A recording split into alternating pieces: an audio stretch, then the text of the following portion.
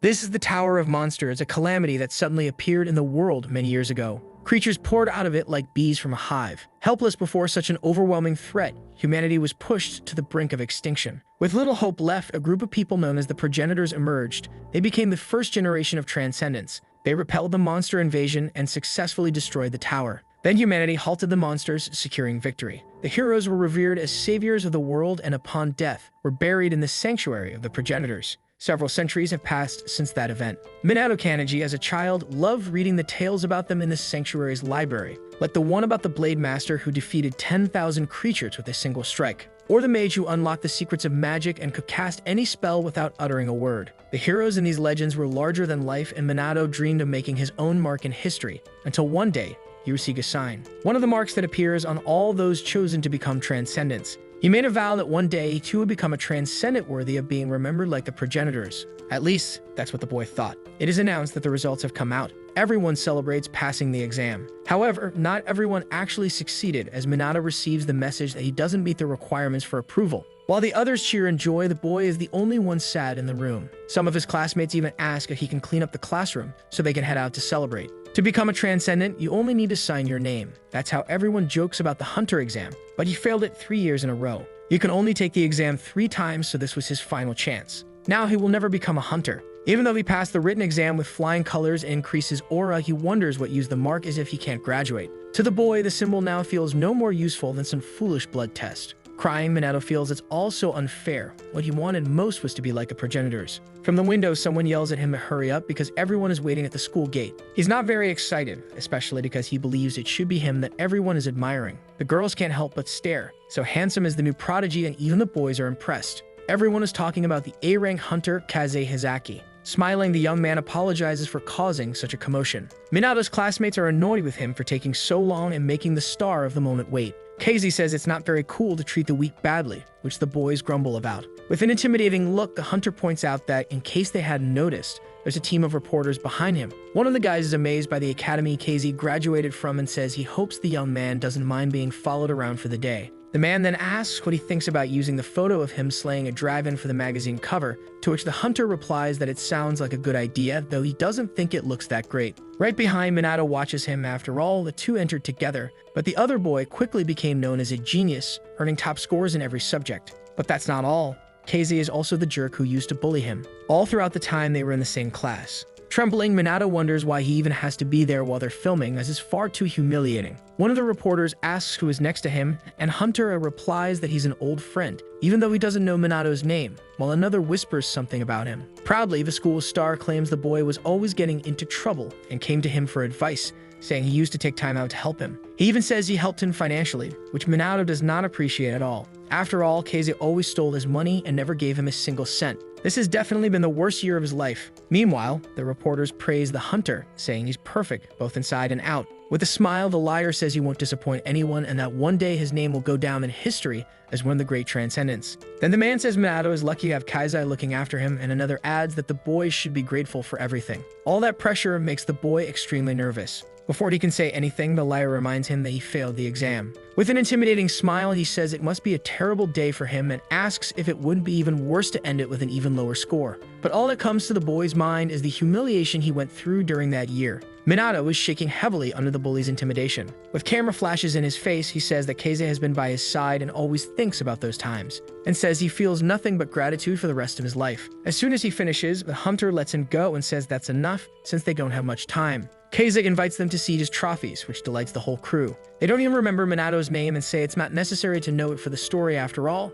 No one cares. To a loser, it doesn't matter how rotten someone is inside. As long as they become a hunter, everyone looks at them. People remember their names. Crying, the boy wonders what his name will ever mean one day. Suddenly, someone calls out to him, making him jump. The bully tells him to go to the shrine after school, which makes Minato panic, wondering what they want with him. With a fake smile, Keize asks if he doesn't want to retake the test. He explains that he spoke well of the boy to the Hunter Association. Surprised, Minato asks why, and the other responds that it's just to look like the nice guy. After all, the reporters are going to do one last shoot at the location, and he says they'll talk more about it later. Always intimidating, Keize says he better be there. Still, Minato doesn't know if he should really trust him. Even though he doesn't like the idea of being used to boost the hunter's image, this might be his chance to turn his life around. Thinking carefully about it, the boy starts to feel calmer, and he decides that this time he's going to pass. The superstar of the next generation of progenitors is making a vow to protect humanity from monsters. His image is flawless. At the end of filming, the reporters thank Kaze for letting them shoot all day despite his busy schedule.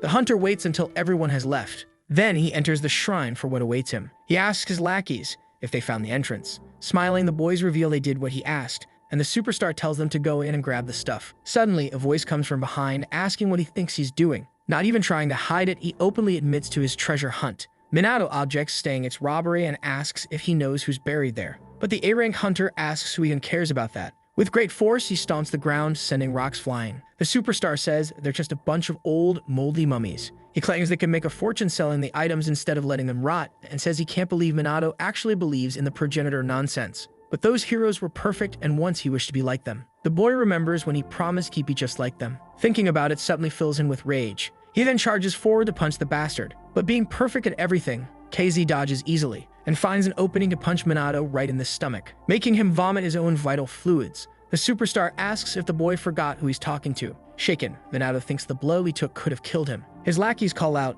saying they found the items. The backpack is quite full of treasures. Even while injured on the ground, Minato is very worried about it. Sensing an aura, the superstar asks if it's coming from the items and already imagines living like royalty for the rest of their lives. He grabs the boy by the shirt and says he just needed someone dumb enough to fall for the lie about a new test. Having heard the rumors about the boy, he first laughed, then realized he had found exactly what he was looking for. Kaze already has the story. The failed loser, disappointed by not achieving his dream, decided to steal a treasure of his own heroes and vanished. The hunter even says it'll probably make front-page news, and the article will talk about the third-year student accused of stealing the treasures of the progenitor's sanctuary, and according to the police, they already have a suspect. As he lets go of the boy, he asks once more what his name is. Minato is deeply scared, aware that these are likely the last moments of his life, but the superstar says his name doesn't matter anyway. Then the boy falls off the cliff. Plunging into the water, he wonders if this is really how his life will end, and that probably no one will even remember him. Suddenly, orbs of light appear around him. They then transform into strange beings.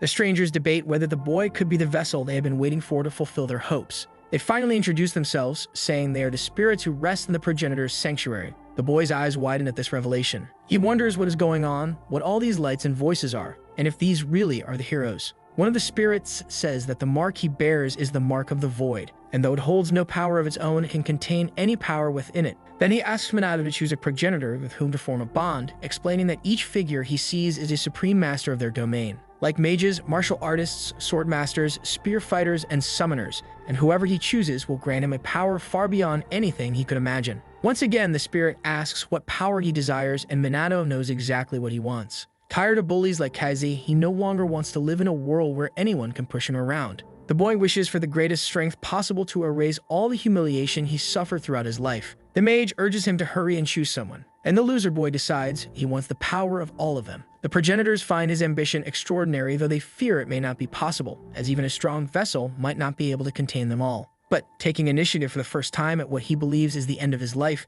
Minato demands they be quiet. He doesn't want to hear excuses and commands that he wants all of them within him. Suddenly, all the spirits are drawn into the mark on his hand. The progenitors are stunned by what's happening, some even calling the boy insolent, splitting their opinions. The magic circle beneath the boy's feet begins to shine. Kaze is the first to notice that something's wrong. All the water begins rising where it's glowing. One of the henchmen opens an umbrella, preventing the surprised superstar from getting wet. Everyone looks on in awe at Minato levitating, glowing with an aura. The boy lands in front of them, and he no longer has the gaze of the loser who used to be bullied. Surprised, the spiky-haired one says Minato is harder to kill than a cockroach. The boy is checking something in his hand. Then the bullies notice it. They burst into laughter once they realize what it is, asking if he really thinks he's going to hurt them with that stick. Kaze tells them to stop as he's seen enough. Then he orders that the boy's head be taken, making sure he never comes back again. Obeying the order, the spiky-haired one conjures a sword. Shoving off, he asks Minato if he remembers he always scores top marks in sword exams, saying the boy should feel honored.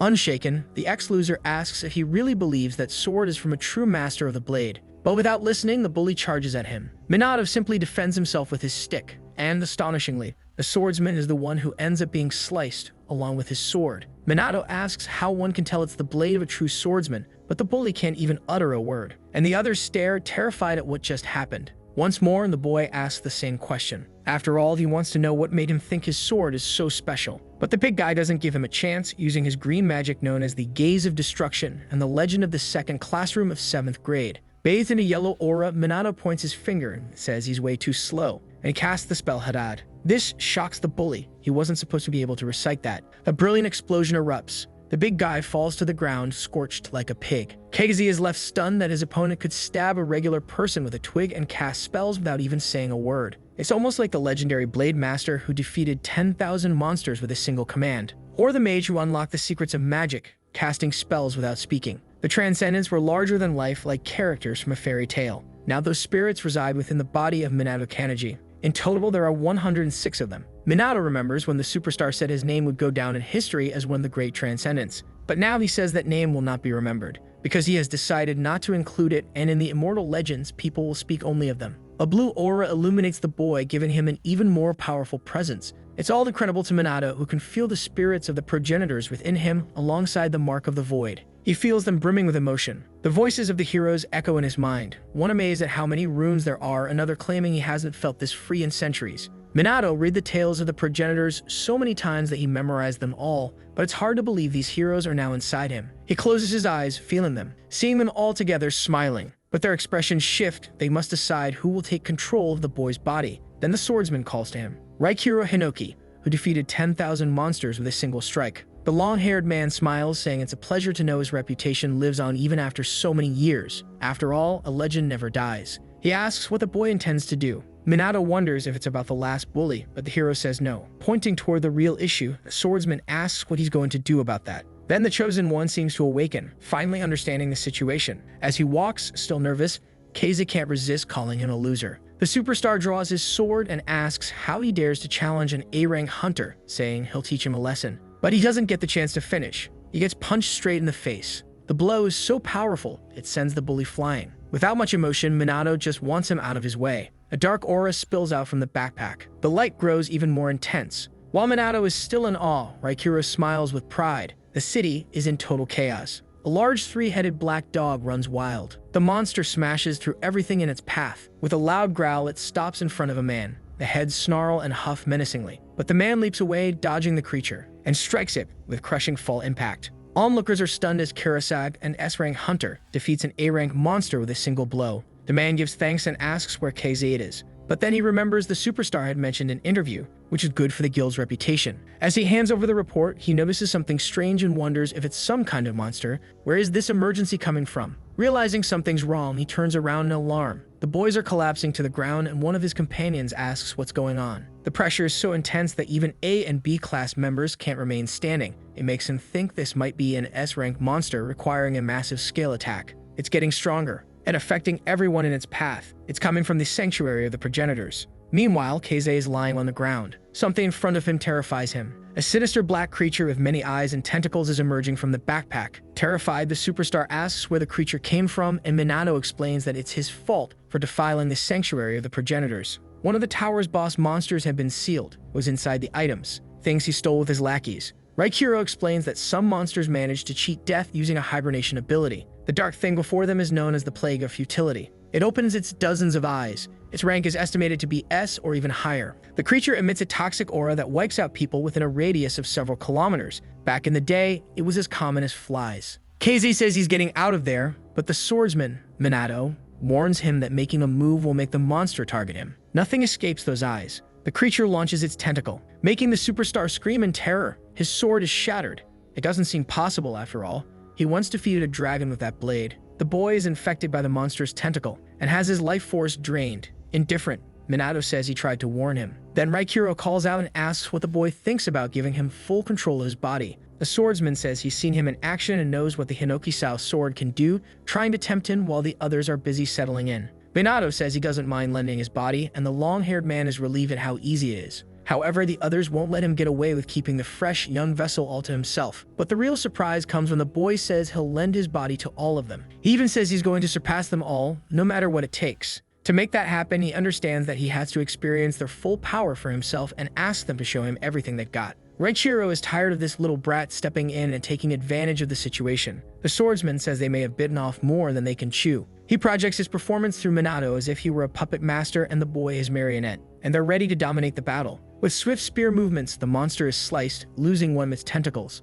Unluckily for the boy, his stick was also damaged in the process. But there's no need to worry as another master steps in. Using martial arts, Minato strikes the monster. Another tentacle is torn from the horrific, many-eyed creature. Wasting no time, the boy grabs the branch from the ground, and another hero takes control of his body, followed by yet another spirit, not leaving a single progenitor out. With so many hits in a row, the creature is completely messed up. While the creature is out of sync, Minato grabs the backpack. But it's the archer's turn, and the battle isn't over yet. The arrow hits the monster, sending multiple beams of light piercing his body. Its green fluid even splashes onto the boy. Minato wipes his face and goes back on the attack, using a sequence of strikes from each master. With Reichiro, he grabs Kaise's broken sword. The monster surprises him with its tentacles. But before they reach Minato, they freeze in midair. This time, it's the mage controlling his body, making the boy leap without even needing to speak. The newest Transcendent wields the sword, together with Reichiro using the Hinoki style, summoning the sea storm for the attack. The lightning that bursts from the sword is so powerful, it even manages to slice the monster in two. The result leaves Minato with a wide smile. Night falls, the full moon lighting up the darkness. A crow is the lone witness at the scene. On the phone, a man receives news that the monster was defeated before he even had the chance to get there. He's surprised as he didn't know powerful hunters were in the area. The crow managed to capture footage of the place. Upon discovering what happened, he asks if it really was a student from the hunter training school. That makes him smile, wanting to meet the boy in person. This is Midori Ichihara, the strongest transcendent in the world. Once again, he's on the phone speaking to Mr. Director, whom he hasn't contacted in a long time. Midori confirms the monster was classified as S rank and says the person who defeated it was the student Minato Kanji, which is strange considering the boy has failed the exam around 3 times. Having trouble believing it, he asks if the man can do him a favor. At school, students talk about the monster attack that happened the day before. One boy even mentions the aura that left him completely paralyzed. Boasting. Another asks how people would react if they knew he was the one who defeated the monster, but no one takes him seriously. The rumor going around is that the real hero is a student from that school. It almost sounds impossible, a student from there eliminating an S-rank creature. Meanwhile, Minato leans on a branch, shaking badly. He notices people are still talking about what happened the day before. Just then, a man shoves him, telling him to get out of the way. The tough guy thinks there's no way a weakling like the one he just bumped into could have fought that monster. Minato felt incredible when he fought the creature the day before. But the result of borrowing the powers of the progenitors left his body aching the next day. Laughing, a voice says he got tired way too easily. It's the swordmaster Reichiro. Skipping formalities, the man tells the boy to get up and asks if he wasn't the one who said he'd surpassed the progenitors. That seems to spark Minato's curiosity. He remembers what was said during the fight, and that quickly gives him a bit of motivation. To help, the swordsman asks him to show some perseverance, but those watching wonder what's wrong. Meanwhile, Reichiro thinks something about him has changed. Modern transcendence seems so weak. No better than an average person on the street, and he thinks that if the tower were to appear now, the whole world would vanish. Suddenly, he senses something different. There's someone with an aura so vast it could swallow the others. Even Minato notices his strange expression and asks if something's wrong, but the man denies it. A man bursts out of the room yelling for the boy to come in immediately, making the spirit vessel think he's about to be expelled from school. He knows everyone gets 3 chances to take the exam, with the last being the ordinary test that gives any civilian a chance to become a hunter. But the man surprises him by telling him to go to the field. He's being tested again. The students who overhear this even comment they're not sure that's allowed. Minato isn't in peak physical condition, but he intends to give his best in the 100-yard dash, where the average time is 3.6 seconds and the top score is 2.7. The big guy from earlier talks about the boy's reputation as a loser who failed the test, and that his second chance is probably out of pity. A shot is fired, and Minato runs with everything he's got. He silences everyone by breaking the record with 1.2 seconds. The next test is a 1.8-mile run with an average time of 4 minutes, and the boy finishes in 1 minute and 17 seconds. He even surpasses expectations by doing 840 push-ups in 2 minutes. In the strength test, he bench presses 2,820 pounds. His records leave everyone shocked as he broke all previous ones, scoring twice as much. This makes them question if the boy is even human. He seems more like a beast. Meanwhile, Minato wonders if everything he just did was thanks to the progenitors once again lending their powers. But Reichiro questions why they would help with something so absurd. After all, they were just watching. In the principal's office, they're tallying up the boys' scores. Midori examines everything and is surprised by the records. The principal asks why she requested a retest, admitting that his athletic abilities are truly remarkable. However, the problem lies in his mana measurement. In all 3 tests, his level was immeasurable. In other words, he has zero energy. That's why the man doesn't expect much from him. Knowing this, the girl tells Midori the Transcendent is probably wrong about Minato, which he doesn't take too seriously. The strongest man tells her to wait and see. The instruction is to spin the fan as many times as possible in 30 seconds, and the number of rotations will be the final score. Minato remembers that no matter how hard he tried, he was never able to do anything in the past 3 years. After all, he didn't even know how to feel it. But now he understands that it's all about circulation. Mana rises through the body starting from the tip of the right foot, flows through the entire body, and returns to its origin, with breathing used to control the flow. Then he fires it from the palm of his hand. The teen monitoring the test tells him to begin. A blue energy starts to circulate. From Minato's body, it flows toward the fan. It begins to spin, impressing everyone with how many rotations it's making. The spinning gets even stronger. The numbers start climbing without stopping. The fan is spinning so fast it becomes impossible to measure the numbers. Everything ends with an explosion and the device catches fire. The students are startled by the flames. It can even be seen from the principal's office. Something is heading toward them. The fan's blade ended up lodged in the ceiling. The old man nearly lost his hair. While his assistant is startled, Midori explains that the boy must be a special case like him. He says Minato is the second student in history since himself whose mana level was immeasurable. Not only is everyone around him shocked, even the boy himself is stunned by what just happened. In any case, the man congratulates him for successfully passing the hunter test, and he even broke all the new records. Minato looks at his hand, unable to believe any of it. Overcome with emotion, he can't believe all that power is inside him. But it's exactly as Reichiro expected. The moment he lent his body to the progenitors, his latent powers were awakened. Minato is not just an ordinary person with the mark of the void. For years, they have been waiting for someone like him. This boy will be the key to fulfilling their dreams. Suddenly, something catches the vessel's attention. A strong light appears, almost blinding him. Frightened, he asks the hero if it's some kind of explosion. However, this explains the powerful wave the swordsman felt that morning. With a smile, Midori appears. Realizing who it is leaves the boy completely shocked, and he wonders what the strongest transcendent in the world is doing there. The blonde man says he saw his performance during the test and congratulates Minato for passing. He says it's time for the bonus exam called Try to Land a Hit on the Strongest Transcendent in the World. Minato's jaw nearly drops to the floor in shock. Midori, 23 years old, became a hunter at just 9 and has been extremely active as a transcendent ever since. Able to wipe out 1,000 monsters with one strike and defeat weak hunters just with his aura, he nearly single-handedly resolved the pandemonium 10 years ago and the Kyushu crisis 5 years ago. A voice calls to him, leaving the boy even more terrified. With a wicked smile, Reichiro asks him to lend his body. Midori explains the only rule. All the boy needs to do is hit him within 1 minute. There's no penalty if he fails, but he warns that every 10 seconds, he'll attack. And the strongest transcendent says not to worry because I'll go easy, claiming he won't use any skills, but allowing Minato to use anything he wants. The blonde even brought a few weapons for him to choose from. The former loser is amazed and suspicious, wondering when the other prepared all this. He's confused about this bonus exam and questioning whether he's really about to fight a famous person for 1 whole minute. The boy asks if it's really okay to use a weapon, and Midori replies that his body is as strong as steel. Demonstrating his strength, the strongest transcendent says he can break any blade used against him. Meanwhile, the hero begs to help with this. Reichiro is thrilled, nearly bouncing off the walls with excitement, realizing not everyone is weak. So Minato realizes that his opponent is so powerful that even a progenitor is eager to fight. To be honest, he knows there's no way to defeat Midori. Thinking about all this is too much for the boy. In that case, there's only one thing to do. Students are hanging by the window,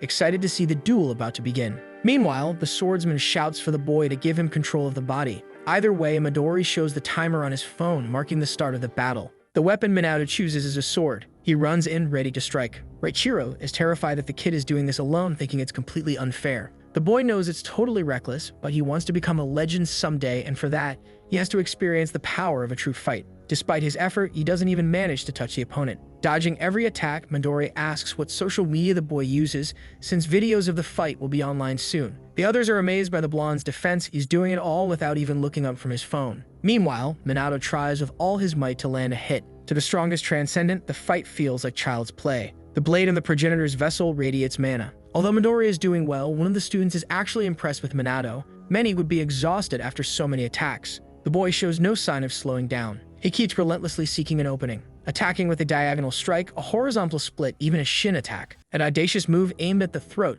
but no success. However, Minato is amazed that his body is doing exactly what he wants and not tiring at all. He's not sure if it's because he lent his body to the progenitors, but he definitely feels something has changed. A touch to his forehead pulls him out of his thoughts. Finally, the 10 seconds have passed. A powerful blast of energy is released. Fortunately, Minato manages to dodge it. The boy is genuinely terrified by how powerful he is. Looking back, he sees the destruction left behind. Minato is stunned that this is what Midori considers holding back. If he had moved in time, he could have lost his head. But something feels off to Midori, who has never lost control of his power. He also doesn't sense any kind of threat from his opponent. Meanwhile, the vessel of the heroes finally realizes the danger. If he doesn't improve, he could end up being eliminated. He wants to remember how powerful he once was. Now the boy is even more determined. This change is noticed by Midori. Feeling more capable and confident, Minato is ready to attack again. Those watching the fight are amazed at how everything has become even faster. Not even the camera can keep up with them. This time, Midori also notices that his opponent is better than before with the sword,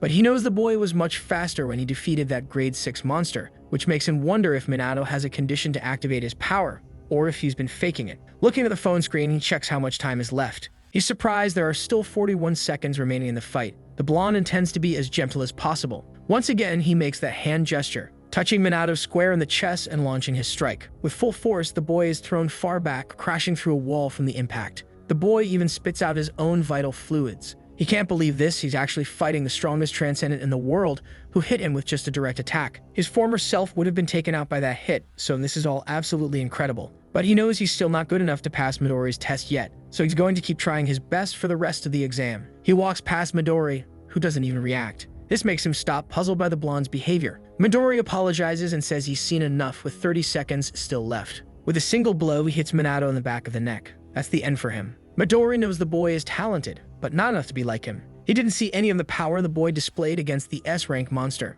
Calling Rin, the blonde says they can head back and that unfortunately, his opponent was nothing to get excited about. Hearing that, Minato grips his sword. He didn't like the way Midori talked about him at all. Now standing, he's illuminated by that same energy. Taking advantage of the stubborn boy passing out, Raikuro finally gains control of his body. A swordsman calls out to the current strongest transcendent in the world. This shift is definitely noticed by Midori. In control, the long-haired man asks if he's ready for some real fun. It's Minato's turn to watch as someone else uses his body in action. This is finally what the strongest transcendent had been waiting for. Just a moment ago, this was the energy he felt, and what made him lose control of his power. Midori wonders if his opponent transformed into someone else, or if this is some kind of ability. Either way, it doesn't matter. The point is, he's become an absolute beast. Raikuro yells at him not to get distracted while talking. The blonde quickly notices that the movements are now completely different in speed, power, and how the sword is handled. A blade now just millimeters from striking his eye. He dodges before the hit can land. Midori starts making more necessary movements than before. Minato isn't playing around anymore, and that worries him. There's a murderous look in the boy's eyes. Then he charges at his opponent with everything he's got. The energy emanating on the battlefield shatters windows and drives the crowd away. The blonde realizes that the sword strikes are no longer cautious or uncertain like before. He now carries the confidence of a seasoned warrior who understands his enemy. It's as natural as water flowing in a stream, or better yet, the unstoppable force of a powerful wave clearing everything in its path. In any case, he's starting to understand how the boy managed to eliminate the S-rank monster. Midori notes that there are now 40 seconds left, and it's his turn to attack. Still in control, Raikuro asks if he thinks he can't dodge something so obvious. The strongest transcendent is now several meters in the air far away. Laughing, he finds all of this incredible. Meanwhile, the others are shocked that Minato has pushed his opponent into a defensive stance. Bored, Raikuro tells them to forget the rules and for his rival to come at him with everything, and says if the blonde holds back, he'll make him regret it. The Progenitor charges with his sword at full force. Midori stays focused, ready for whatever comes next.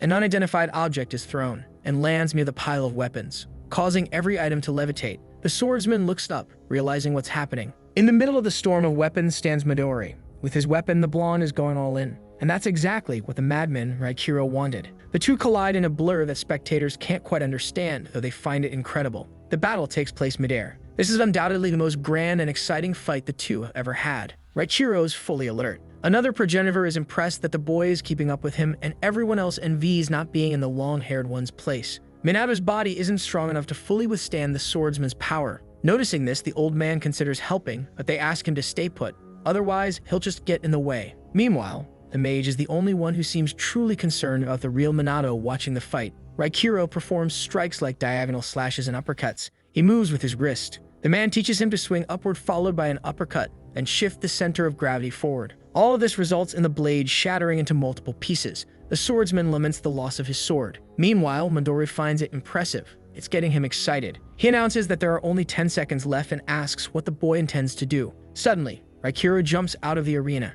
The spectators are confused, unsure what he's planning. He borrows a sword from the bully who shoved Minato earlier. Before he can even return, the fight resumes. Midori charges directly at him. The attack causes serious damage to the school's structure. But with Raikiro still in control of the body, he comes out unscathed. The two resume their airborne battle. While they're having fun fighting, the other students worry that the whole building might collapse at this rate. Midori's attention shifts to the fan blade that broke loose. He grabs the propeller stuck in the structure. His strength causes part of the object to crack. The swordsman watches carefully what he's doing. And while still in the air, the current top transcendent in the world grips the blade and takes aim. The best is yet to come. It's the Kanoki-style sword technique. Lightning splits the fan blade in multiple directions, turning the object into tiny cubes. Midori laughs, finding it the most amazing thing ever. But the sword Raikiro borrowed also shatters. Now it's the blonde's turn. He has 60 seconds, and it's his time to strike. He aims directly at Minato's body. His immense power is even felt by the spirits. Minato grabs onto the sword master. This allows him to gain momentum and reclaim control of his own body. The first thing he sees when he's back in control is Midori ready to attack. Their hands meet at the moment of impact, and the full force of the blow lands there. Both Midori and Raikiro are shocked by what they see. The boy's hand is completely injured, but even so, he's already preparing his next strike, still wanting to know if his rival can block it. And then he finally lands a hit on the strongest transcendent in the world. Dueling between Supreme Masters is a rare sight. Amidst attacks, counterattacks, and non-stop defenses, the two warriors search for the right answer. Almost like a breathtaking match between two chess grandmasters, and all anyone can do is step back and watch in awe. That's how it is with Raikiro. It was just for a brief moment, but the boy tried something not even that guy had thought of before. He unlocked an entirely new path, a direct attack, even after a hit. All he hoped for was a single strike to land. However, not everything goes as planned. His hand stopped just inches from his opponent's face. Unfortunately, he wasn't strong enough to land the blow. But Midori has a plan in mind, and the strongest man in the world makes the ex-loser touch his face. With a smile, he tells Minato he passed. The building is in complete chaos. The spectators wonder who the winner really is.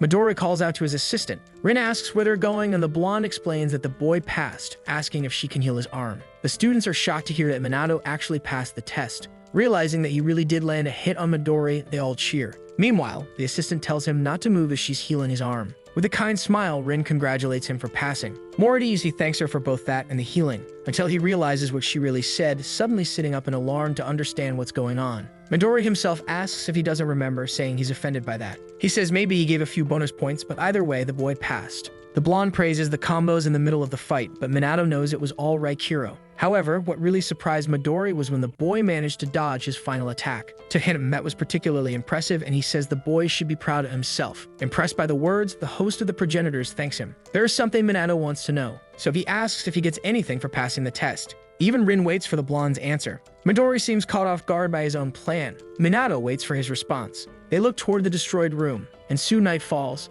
Dinner is being prepared. In the kitchen, Minato's mother asks how many people will be eating with them. A bit nervous, he says he's not sure, but assures her at least one person will. In any case, the lady considers it a perfect day because he passed the exam and was observed by a very famous person. Very happy about these things, she prepares the food. The woman says she always knew he could do great things if he committed himself. Feeling a little nervous about hosting someone famous, she says their home will look like a doghouse, but the boy denies that Midori would think that way. Finally, after finishing cleaning, the boy throws himself on the bed to rest. With the card in his hand, he remembers the day when Rin knocked Midori down for not telling her anything beforehand. Trying to ease the situation, the blonde asks Minato to confirm he told her earlier that if he passed, the two would work together, but he denies it. Even in pain, the famous man says there are too many curious eyes around for that scene. He asks if it's okay to go to his house at night to better discuss the details. Subjects like the options he will offer and about the real enemy. And that last one is what Minato is worried about. After all, the Progenitors destroyed the tower a long time ago. What the hunters have been doing is defeating monsters that escaped from a dimensional rift.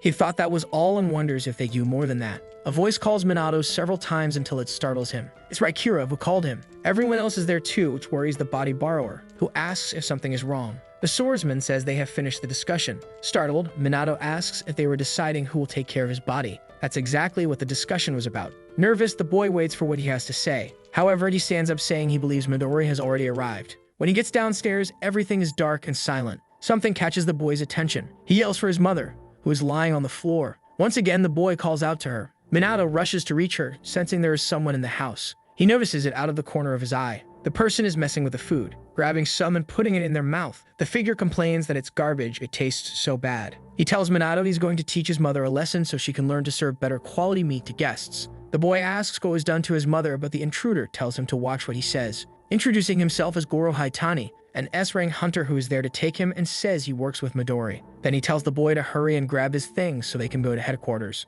But at that moment, Minato only thinks of attacking him. He's struck violently by the man. With a wicked grin, Goro laughs. He asks if the boy really wants to fight. Minato looks at the mess in the kitchen, thinking immediately about how his mother is. He also remembers when he lost his father and she promised she would take good care of her son. Also when he suggested she get new shoes and she said it was fine, telling him not to worry since she had bought a new pair. His mother wished him a good day in the morning and promised to prepare his favorite food, tonkatsu, for dinner. Once again, Minato asks what the man did to her. Meanwhile, the others watch. To Raikiro, this is perfect, though he thinks he's copying the idiot Midori. This fight is their chance to decide what they'll do with him, because Minato has no intention of ignoring this matter. With the same smile, Goro says the boy is very adorable. He raises his hand to strike. However, the boy remains in place, not intending to get out of the way, stopping his hand midair, and with one move he takes the man down. The old man is watching the fight. Despite his age, he still knows a few tricks. Everything feels so quiet, until Goro is thrown out of the house. Minato rushes out after him.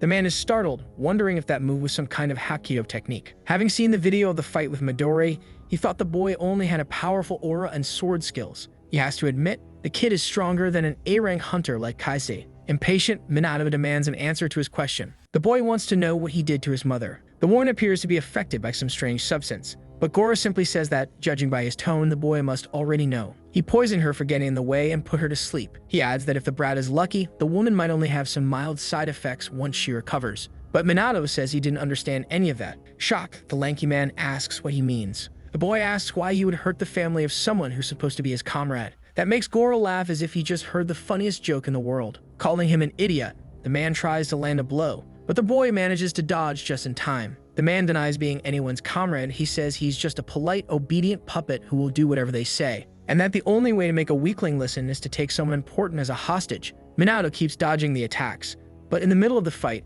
his foot is stepped on. That gives Goro the chance to land another hit. Then he pulls back, putting a good distance between them. The boy wonders what's really happening, feeling his face heat up. A purplish mark starts spreading across his cheek. Looking at the lanky man, he notices sharp blades and a strange liquid oozing from his fingers. It's his turn to taste the poison. He can create millions of different types within his body. If he wanted, he could flood a 5-kilometer radius with deadly gas, but he's not allowed to do that in crowded urban areas. The poison will kill Minato in exactly 1 minute, and the antidote will only be given if he agrees to join the guild. But all the boy can think about is the gas, and now he understands why people refer to beings like this as environmental disasters in human form. The more time passes, the more the liquid spreads. He then asks if the sovereign apothecary Warrantain is inside him. Apologizing to the woman for the trouble, the boy asks if she wouldn't mind giving him an antidote soon. Meanwhile, Goro asks who he's talking to and if it's the fear of dying that's making him hallucinate. Minato asks if he remembers the Hapkido technique he used a minute ago. He says that was courtesy of Makoto, the hand of God. The older man realizes that, just as he thought, the boy copied his technique after seeing it only once. Then there's the Bane of Hordes from Raikiro Hinoki, as well as the Blue Death Spear from Kalkish Shima. Mulgith, the wielder of many bows. He's read the stories of the progenitors so many times that he memorized everything. It's been his greatest life wish to be like them. And now he reveals, they're inside him. This catches Goro off guard, trying to understand. Minato says, in other words, there's no reason to be afraid of him. That seems to irritate the lanky man. He says that if fear doesn't affect him, then he'll use pain. He says the next poison will make the boy beg for his suffering to end. His liquid spreads into the air, killing the living leaves of a nearby tree. Goro says that if he surrenders, he'll at least get the serum, though it won't restore his mind after it's broken by excruciating pain. Minato is cornered and defenseless, but he doesn't seem to fear any harm. An aura lights up his body, and he strikes his opponent with the legendary Fist of Tak Wan, hitting the man square in the chest and making him spit up his own vital fluid. The hero watches the fight impressed. Goro, on the other hand, is sent flying. But Minato isn't finished with him yet. This time he uses the Shining Foot, a technique from the Progenitor Eilerson, who watches the fight, amazed. The man is kicked so hard that his feet tear up the asphalt beneath him. Minato keeps advancing toward him. In one last attempt, Goro tries to poison him, but the boy simply breaks his blades, then lands the Carlisle Beak Strike, followed by Rowan's Dragon Claw, leaving the strange pink progenitor impressed.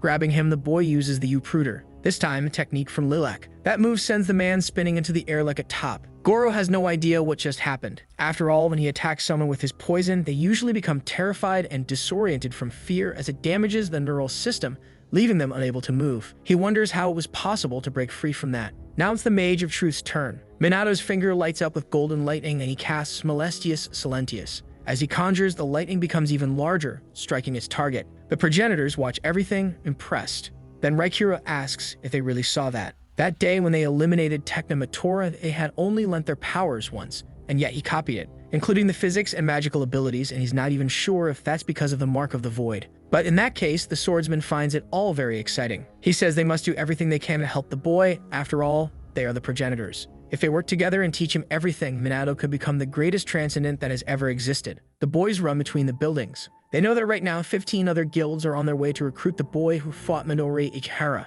so they don't want to be too late. Suddenly, the blonde appears, surprising them by mentioning how many are after Minato. Smiling, the strongest transcendent asks if it's really 15. In that case, he declares they are the last. The guy is caught off guard by Midori's blast. The shot sends the opponent crashing to the ground. On the phone, he speaks with Rin. She reports she's arrived at the scene and thankfully doesn't sense any transcendence in the area. But there's something that catches her attention. The assistant says someone has already beaten them there, because Goro Haitani, an S-rank hunter and poison user, is lying near Minato's house. The man is on the ground, and judging by his face, he doesn't look good. Hearing this makes Midori laugh. He says it's amazing, and that he knew the boy had something special inside, but still can't believe he defeated an S-rank. The blonde asks if he's injured or poisoned, but the boy claims he's fine. His mother is lying on the couch. Minato says she's fine too. Hearing all this, Raikiro says that if it weren't for Warrantine, he and his mother would already be wandering the depths of the underworld. Surprised that it took her only 5 seconds to remove the poison, the woman confesses to having extracted a little of Goro's serum.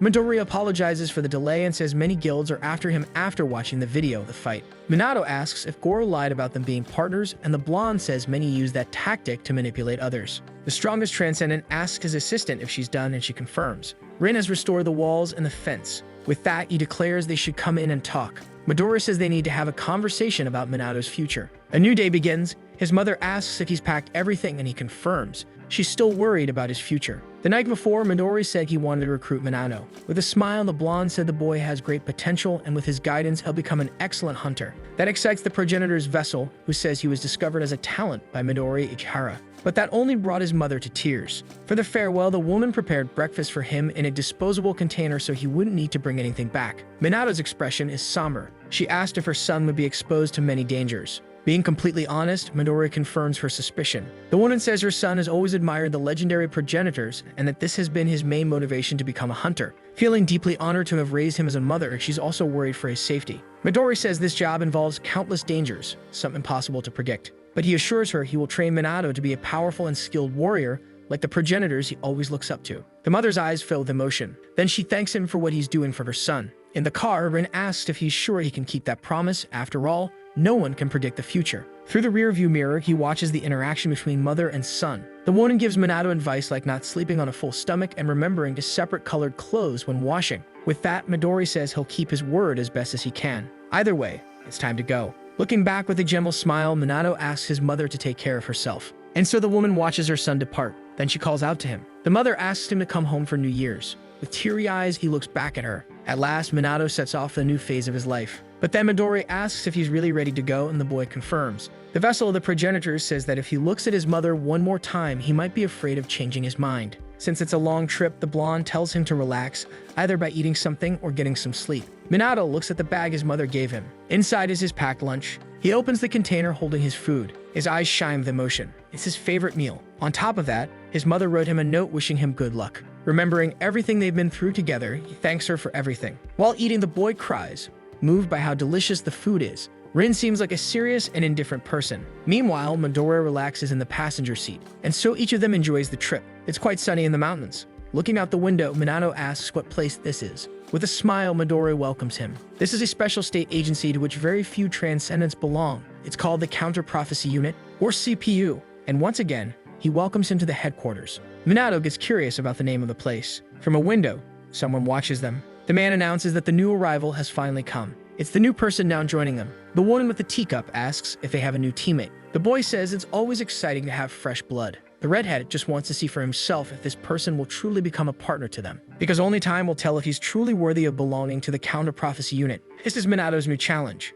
Curious, the boy asks more about the place. He apologizes for asking so many questions and says it's because he doesn't really know what it means. He thought he'd be joining the same guild the blonde is part of. First, Rin apologizes for not explaining it earlier. Since it's a state secret, they couldn't tell his mother anything. Midori advises him to put his things in the dormitory. and the assistant even offers to carry them, but Minato declines. Suddenly, a boy appears mid-air, offering to show him the way. He goes straight in for an attack on the Progenitor vessel, and is surprised to have his strike blocked. Minato thinks his opponent is strong. The strange boy makes another leap away, and lands on the ground with mastery. He introduces himself as Hikotaro Hanada, member of the CPU. Watching the interaction, Midori asks the woman to serve some tea, all just to enjoy the fight. Minato says they're part of the same guild, so he asks why he's doing this. The answer is that this is the best way to teach him about the place and also a chance to test his skills. The dark-haired boy remains on defense, and Hikotaro continues his attacks. Minato blocks the kick, but still feels the force of the impact. The blonde asks if he'd like to know how the counter-prophecy unit was formed. Meanwhile, the other is amazed that he can fight while talking. Hikotaro asks him for his name. Minato then introduces himself. Meanwhile, Midori calmly sips his tea. He remembers the boy passing the hunter exam, then the bonus test. After that, he was tested by an S-rank hunter, and now he's being tested at headquarters. It makes it seem like the boy was born to be tested, and Rin says she doesn't think there's a cure for that. The woman reminds Midori that it was he who brought the boy in. In the middle of the fight, Hikotaro asks what hunters do, and Minato replies that their job is to quickly eliminate monsters that escape from dimensional rifts. The correct answer makes the blonde smile. To add to that, he says they're a kind of exterminator. The next question is about other calamities. That kind of confuses the Progenitor vessel. So the blonde kid explains that from time to time there are calamities so terrible that dimensional rifts don't even compare. Like the Pandemonium incident that occurred 10 years ago, or the Kyushu outbreak 5 years ago. Surprised, Minato says he thought those were caused by major dimensional rifts. He nearly loses an eye. Hikotaro hasn't forgotten that they're still in a duel. He says that's what's taught in training schools and also what civilians believe. But that's not the whole story. Before revealing the truth, he uses the chance to launch another attack. Things are a bit different than what's told. Meanwhile, everything shakes from the impact. The tree the other boy was using for cover is destroyed by the kick. These situations were actually invasions from another dimension, a kind of extreme crisis on the same level as the monster tower that appeared 300 years ago. This leaves Minato completely shocked, and the worst part is that these creatures still haven't given up on their invasion. Someone from that other dimension has been watching everyone, waiting for an opportunity to strike. For some reason, Transcendents are weaker compared to the time of the tower, and only a small number are as powerful as the Progenitors. And that's why they're here. Those with the ability to see and predict the future do their best to anticipate any possible calamities. A small group of elite fighters does everything they can to prevent them, and that's where they come in, with the CPU. Quite proud, Midori watches their conversation. But Minato still wants to make sure he understood it correctly, saying that the CPU is an organization that fights against prophecies. Hikotaro confirms, saying that none of the others there were able to block so many kicks in a row. With a big smile, he says it's a great pleasure to meet him and welcomes him. Midori enjoys watching the scene. Suddenly, the kicking boy calls everyone's attention, announcing that the dark-haired one passed his test. Something had been watching them all along. It's the other Transcendents from the CPU. Then Hikotaro asks them if Minato is one of them now. They disappear without a word, surprising even Midori. The kicking boy then says that maybe they'll have to test the Progenitor's vessel themselves. With that, he decides to show him around while carrying his suitcase to the dormitory. It doesn't take long for night to fall. Minato is in his private room. He thinks about how whenever there's a prophecy of a global threat, the CPU's job is to fight and make sure it doesn't come true. He wonders if one day there will be a calamity as terrible as that tower that required all the Progenitors to bring it down, and whether he'll be strong enough to fight it. Suddenly, he realizes he's starting to worry about this when Raichiro appears, saying the best thing is to train a lot. This catches the boy completely off guard. Not only is the swordsman there, but also other notable heroes. He says he didn't get the chance to tell him earlier because things kept happening, but he wants to inform him of what all the Progenitors have decided. The decision is that they're going to make Minato the most powerful Transcendent in history, surpassing Midori and everyone else. After all, he has the potential to become the greatest. So they want Minato Kaneki to study with the Progenitors. This leaves the boy quite stunned. He asks the heroes if they really want him as their disciple. He's still trying to understand the reason. After all, he thought all they wanted was to take over his body. Raichiro says he wouldn't mind that, but in that case, they'd all have to fight over it, and Minato asks them not to fight because of him. The swordsman reveals that this was indeed their original intention, but seeing him in action changed their minds. They found a better idea than using his body, and everyone seems satisfied with the new plan. They thought it would be more interesting to train him. Raichiro asks if he remembers the poison user he defeated, even though he had only seen some of his techniques once. The boy managed to copy them perfectly, though the techniques were nowhere near as precise as when the Progenitors used them. At the very least, he won the fight. Raichiro asks if he has any idea how impressive that was. He's not sure if it's because of the Mark of the Void, but the swordsman believes the boy's greatest talent is absorbing other people's abilities, and that makes him better than the Progenitors. The moment Minato heard Raichiro say that, he couldn't stop himself from crying. His memories went back to his exams, when they said he might be hopeless, and how many laughed at him. asking what he was trying to do. No one ever believed in him. Many called him a loser, saying he would never amount to anything. Minato had never heard of anyone who failed the hunter exam 3 times in a row, so many judged him, asking why he couldn't just give up. Or that day when reporters said knowing who he was didn't matter. Even Casey, who tried to eliminate him, didn't even know his name. No one ever wondered if he had a future, but then Minato met them and Midori told his mother that he has great potential. Raikiro also said he had the ability to become the greatest transcendent in the world. Because of everything that has happened to him, he wonders if he truly deserves this. Crying, Minato asks if he's allowed to be happy, at least once in his life. He's admired these people for so many years and never in his dreams imagined he would get to meet them. At the moment, the progenitors are there, saying they believe in him. Raichiro, though confused by the reaction, allows himself a small smile. Then he asks the boy why he's crying. After all, they live and breathe through him, especially while Minato is asleep, when they are even more free from time and space. The swordsman says he has big plans for him, and from this moment on, promises to train him 100 hours in real time every day.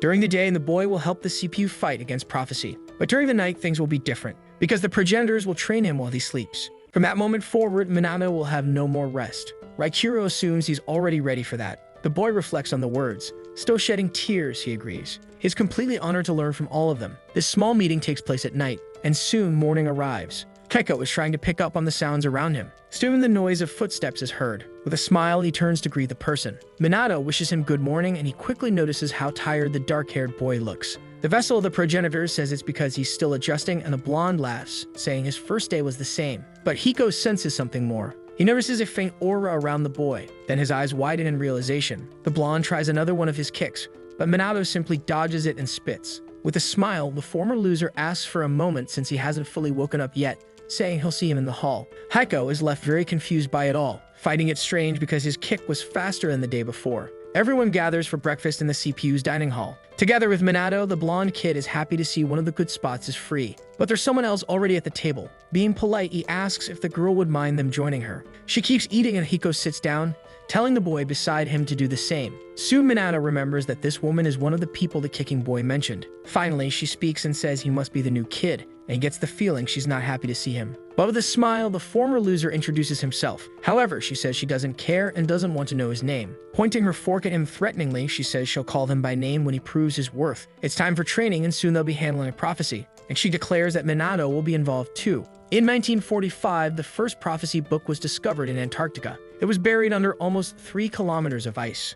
The book was retrieved by a man. The title was written in a crooked, almost childlike script and contained descriptions of various calamities that would destroy the entire world in the next 80 years. The question is, do they really believe in the prophecies? Minato apologizes for changing the subject, but he doesn't know her name yet. Still, the girl says it doesn't matter and that he should just answer the question. He responds that it's because the prophecies have come true, but she tells him not to play dumb. The girl with lilac eyes says that if even one had come true, the entire world would have been wiped out, and knowing that scares him. Desperate, Minato asks the blonde how many prophecies exist. Smiling, Hiko says about 200, which scares him even more, and he asks if that means the world could end at any moment. To reassure him, Midori reveals that the CPU has managed to stop about 180 of them. The vessel of the progenitors returns to the topic of people believing in prophecy, but the lilac-eyed girl brings up the explorer who discovered the Book of Doom. His name was Barnard Russell. She asks if the boy knows what he saw when he opened the book and looked at the first page. It made the explorer's eyes go wide. There was a greeting with his name,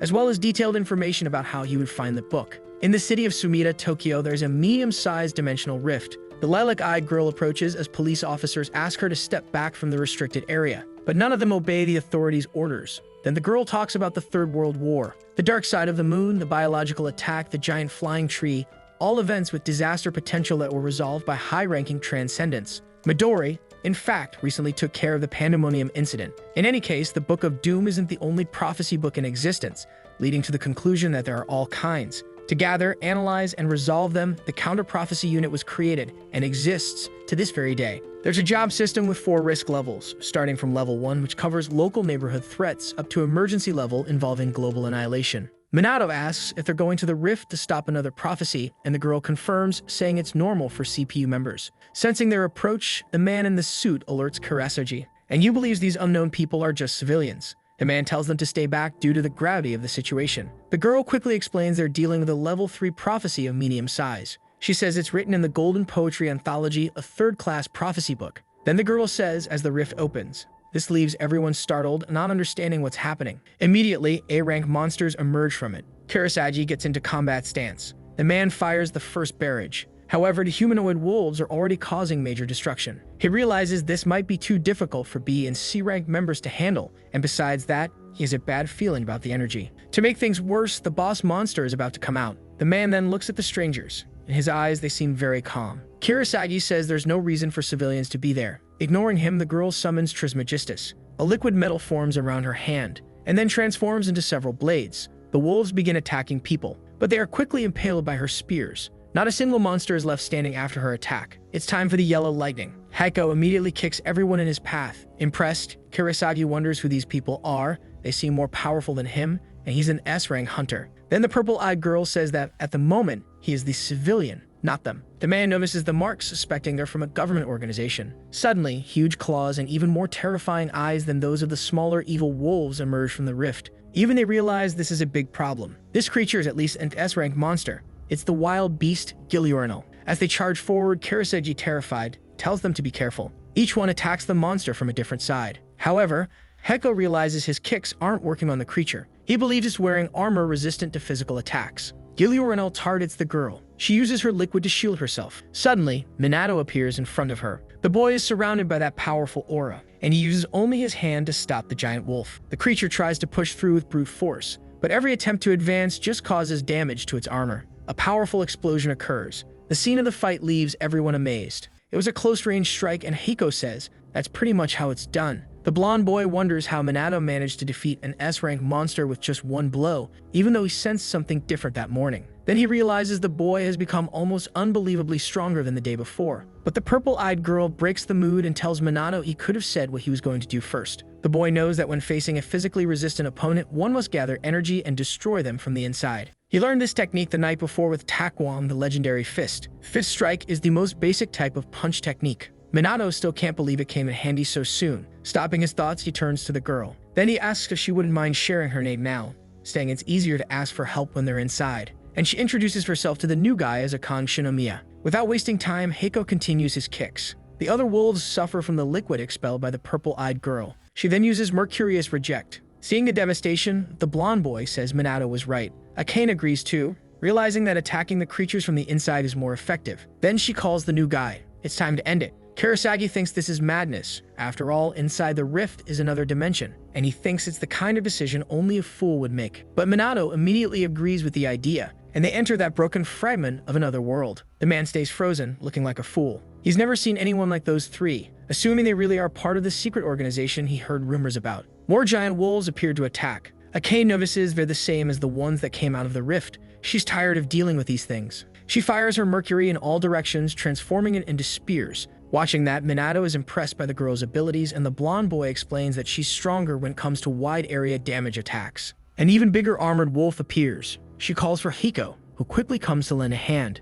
Before the monster can land an attack, he leaps. The boy even teases it, saying he's up on the ceiling. Heiko is very agile with his rapid shots. This whole scene leaves Minato impressed. But now it's his turn to play too. Just like the kicking boy, he mimics his moves, and the blonde kid is happy his friend can copy his techniques. There's so much to do, and they run without wasting time. Unfortunately, Akane can't see what's ahead, which means they'll soon face something bigger. Something makes the Progenitor vessel feel confused. He wants to know what this large, empty room is. Suddenly, something is approaching, drawing their attention. Just the footsteps make the ground shake. Minato shouts that the thing is huge and terrifying, and Heiko believes it's the boss. The monster roars loudly. They'll have to face the blind Minotaur, and S-rank even larger. Looking calm, Akane says it finally appeared and asks if it's really the boss of this place. Without waiting for an answer, she already summons her Trismegistus. A circle forms around the giant Minotaur. Blades begin to emerge from the light. It's her powerful El Dorado. She has a rule she never breaks. Whenever she encounters a powerful enemy, she defeats it with her strongest attack right from the start. So trying to hold the boss off as long as possible, she asks them to finish it for her. It's Heiko's turn, and he says he wishes he had flashy skills like hers. But either way, the boy is here and tells her not to worry. Meanwhile, Minato watches the powerful duo. However, he knows the type of attack is wrong. Hearing that makes the blonde boy uneasy, but Akane asks if he's criticizing her powerful move. Suddenly, the Minotaur makes a new move, making them realize the new guy might actually be right. The creature's power blast is even more devastating. It destroys part of the large room with a single strike. There's not even a scratch on it despite all their attacks. That triggers a warning in them as they realize the real danger. Suddenly, one of the progenitors says the girl is extremely gifted. This leaves the boy confused about what Killick is talking about. Then he explains that she has everything: spellcasting, precision, and even style, rarely seeing such incredible skills in someone so young. The alchemist says she deserves top marks for her strategy, and under normal circumstances, she could have easily defeated the enemy. But he knows there's one problem. She ignored the boss's immunity to physical attacks. Minato then asks how they'll manage to defeat the Minotaur. Rather than explain, the progenitor prefers to show him. Unaware of the conversation, Hiko deduces the monster's immunity, which makes Akane regret not bringing a mage. What she didn't count on is that the progenitor vessel always has a trick up his sleeve. Killick asks to borrow Minato's body to give the young lady a demonstration.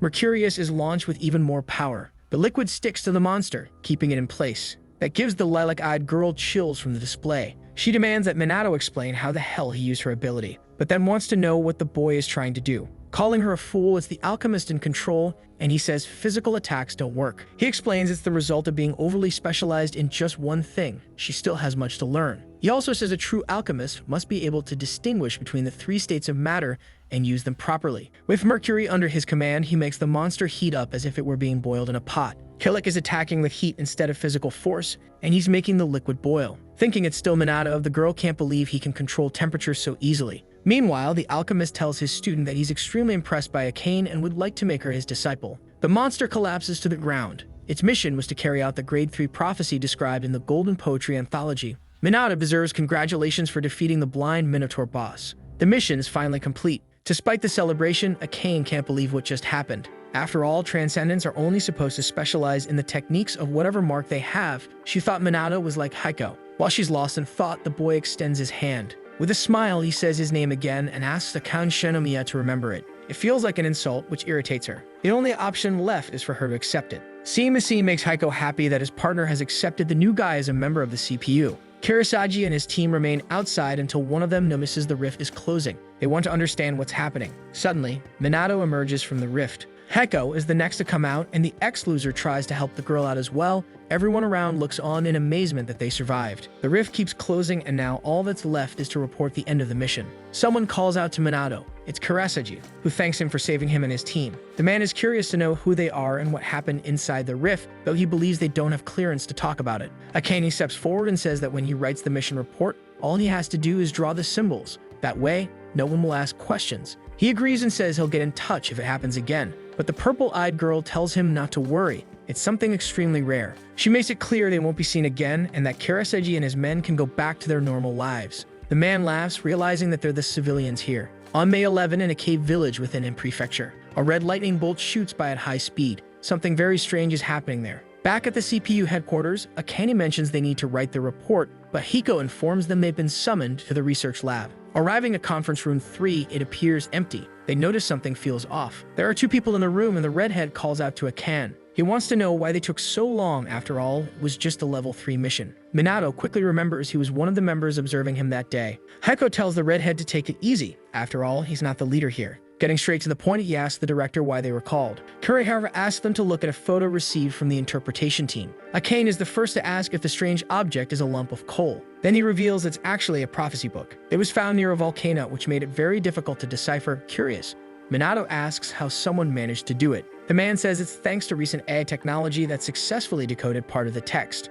There's a lot of information, but one detail in particular concerns Japan. Shocked, Akane asks if it's a completely new prophecy. The rookie asks if that's not common, but Hiko reveals it's the first time he's heard of something like this. CPU is also respected among researchers, and that's why they're able to gather prophecies from all over the world, but there has never been a new prophecy like this before. In this case, Shinji tells the director he assumes he's going to ask the 4 of them to investigate. Agreeing, the man says the regular members will have to carry out the real strike, but they're all currently on other missions. Since these 4 are available, he'd like them to conduct the initial investigation of the prophecy and says he'll send an email with the details. What surprises Minato is that they're being sent on another mission right away. To them, it's normal, and the rookie realizes he really should have taken seriously how tough this job would be. Either way, the redhead accepts the mission. Taking the lead, he calls the other 3 his subordinates, irritating the purple-eyed girl. There's no rating yet for the prophecy, so they're told to be cautious, and if it shows signs of fulfillment, they must wait until reinforcements arrive. Minato gets thoughtful about this special mission, which involves something completely unknown, and it makes him nervous.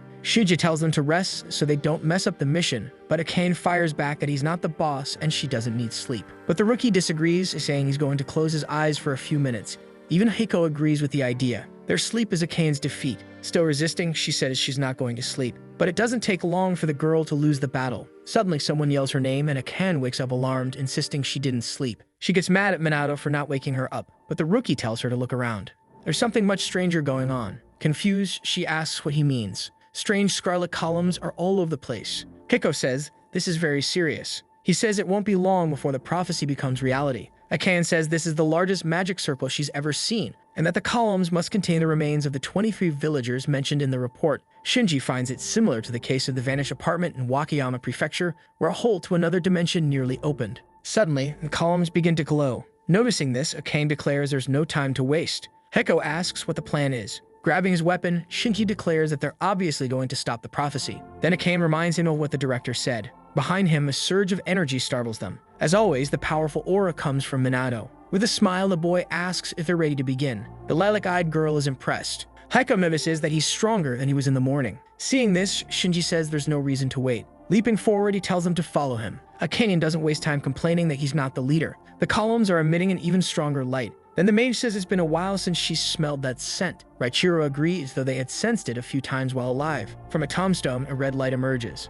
And from beneath the earth, a hand rises. The scent the progenitors detect is from a forbidden spell. In the prophecy, the glow of the crimson moon will begin to soften as the beast awakens and must be sent to the underworld. The transcendent and master sorcerer Shijima Bando. Having committed a terrible massacre during the Heian period, he was defeated by a divination priest, his own companion. He arrives in a specific village, claiming he doesn't have much time, but it will only be 1,000 years until he awakens again. And so he will be reborn as the Demon King, ruler of the world and devourer of all life. Before dying, Shijima Bando casts a forbidden spell, sacrificing every living creature within the circle for his future resurrection. This mission is to stop the new prophecy recorded in the Book of Hell. With an unknown grade, the new boss is Shijima Bando. The sorcerer says he didn't expect to be resurrected with so little power, so he needs more sacrifices. Realizing the place is darker than it was 1,000 years ago. Still, he senses fresh prey nearby. He activates the Circle of Doom, causing a powerful blast wave. Worried, Minato calls out to his companions. Hiko tells him not to worry about the other two.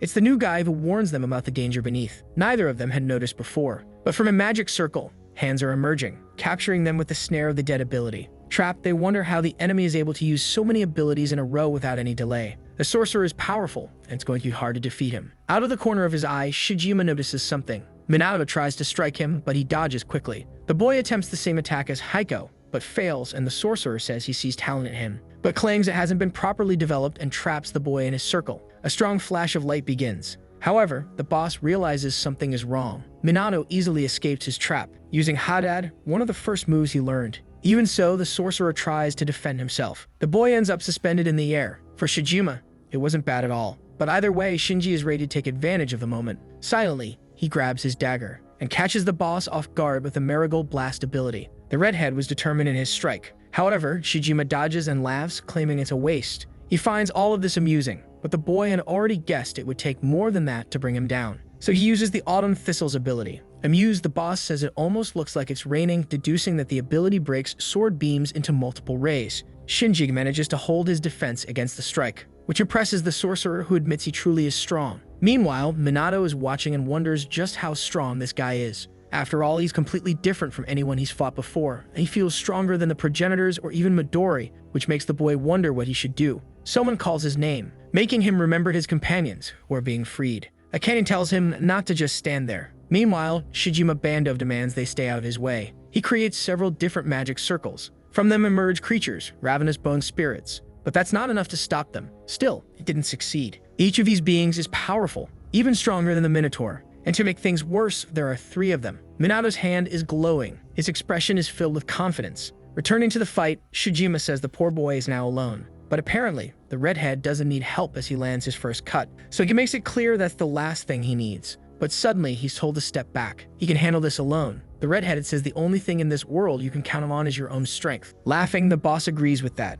After all, he doesn't need anyone else either. He's going to devour them all. So the sorcerer goes all out. Shinji pushes himself even harder to defend. Once again, he calls out his name. It's Minato, appearing to help him. The mark of the void shines even brighter. Shijima wonders what the boy is doing there and what happened to his bone spirits. While the other two are still being fought, half of the third one doesn't even exist anymore. He actually defeated the thing, and on top of that, he manages to punch the boss. His strike is truly powerful. Even Shinji is surprised, and the boy tells him not to fight alone. The sorcerer tastes his own liquid. Minato remembers that they all need to work together to defeat the boss. The full moon lights up the battle. Shinji looks at him stunned. Not even Hiko and Akane manage to take down the monsters that quickly. Their battles are still ongoing. So the redhead wonders how the boy pulled that off. But regardless, he doesn't intend to fight alongside anyone. Shinji says he doesn't need help from anyone. He plans to take down the bastard on his own. Shijima thinks that's perfect. The sorcerer will play with him one-on-one. Shinji manages to dodge just in time. The sorcerer launches his apocalyptic flash.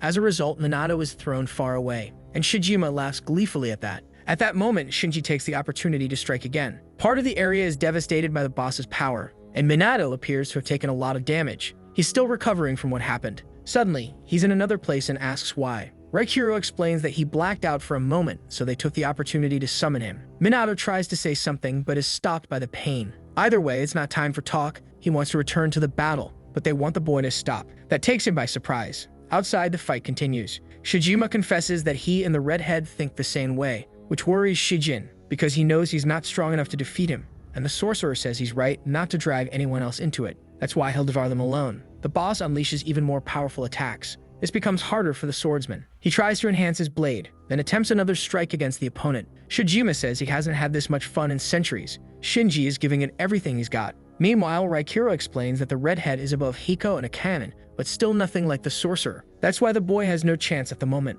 The mage explains that the enemy casts an extremely advanced version of a forbidden spell known as Resurrection. If it had been in a densely populated city, he'd have enough souls to become the Demon King. Devouring Minato's soul would make him even stronger, which is why she asks the boy to focus only on the damage the boss could cause. They never expected this mysterious new prophecy. It was by chance that Minato ended up being assigned to handle it. Reichiro asks him to lend them his body so they can fight in his place, but Minato refuses. The boy says this isn't training, it's a real battle. In the future, he believes there's no guarantee the challenges he faces will be tailored to his strengths. With a confident smile, the boy wants confirmation from his masters, but the mage still prefers he stay back since the situation is dangerous. Reichiro's laughter ends up breaking his companion's resolve, because he knows the boy is right. After all, his goal is to surpass all the progenitors. So the swordsman shows his support and asks his apprentice to give it his all. Reichiro advises him to use everything he's learned and stop the sorcerer at all costs, and Minato promises he'll do just that. The boy turns to face the progenitors. Then he promises not to disappoint his masters. He runs off, excited to return to the fight. Reichiro is the most thrilled by his student's determination. In the ongoing battle, Shijima mocks the fact that his opponent is out of tricks. Then he takes the chance to land a hit. Shinji leaps away to escape something worse. Still, the sorcerer declares it's time for the end. Whatever happens, the redhead has no intention of giving up. He wonders if this will really be his end. Suddenly, someone grabs his sword. It catches him off guard. It's Minato asking to borrow his weapon for a minute. Shinji wants to understand what the new guy's deal is. He keeps surprising him at every turn. Minato gains momentum as he lands on the ground. Meanwhile, Shijima Bando is preparing his next attack, firing the ray of apocalyptic flash. Minato uses the Hinky-style sword technique. He plans to play yet another ace up his sleeve, using the Sea Storm Slash ability. The two energy blasts are about to collide. The boy's power is so impressive that the ancient sorcerer wonders what it is. He wants to know who this is. The newcomer introduces himself. He is Minato Kanegi, the guy who will surpass all progenitors. The swordsman questions the mage, and she asks if he wants to know her opinion on the winner. For the woman, it's hard to say because all they can do is wait and watch. But for Reichiro, Minato is no fool. He wonders if the boy learned something new while doing sleep training in the car. With a big smile, he believes his apprentice has some kind of plan. Meanwhile, Minato keeps pushing forward in the fight. Shinji watches the rookie attacking the enemy directly. The strongest future transcendent in the world makes rapid sword movements. Not even the sorcerer can believe it, asking himself who this boy is. Shinji remembers the confident brat who thought they should work together. But the arrogant redhead made it clear he works alone. That seems to irritate him a little. For now, all he can do is watch the battle. Minato remains resilient, fighting the boss. Suddenly, crimson orbs appear. It's the sorcerer's forbidden pomegranate's ability. The boy manages to dodge the blasts. However, the energy redirects itself to chase after him. Minato believes these things will keep following him until they land a hit, so he stands right in front of the blasts. The boy formulates a strategy. Tak Wong observes this, quite proud. After all, his student trained hard with him. Minato's foot hits the ground, ready for stomp smash, raising a large stone shield. Thus, he protects himself from the crimson blasts. But the sorcerer thinks he's a fool for trying to surround himself with stones. Minato stays alert to everything around him. He creates more barriers to protect himself. With the impact, a huge wall of smoke rises. Yet Shijima is impressed by what he's seeing, because the former loser is still standing. He learns something from Eilerson, so he uses the foot technique to his advantage along with light reflection. He easily manages to get behind the boss. Minato wastes no time attempting a strike with his blade, landing a cut on the sorcerer. Shijima Bando can't believe how strong the brat is. As a strategy, he tries to use Circle of Doom. Then he turns his back while chaos unfolds. But Minato manages to get out of it. He can't afford to lose sight of the basics, which is to use everything he's learned. He goes in for direct attack, but then ends up dodging the sorcerer. Though it was more than that,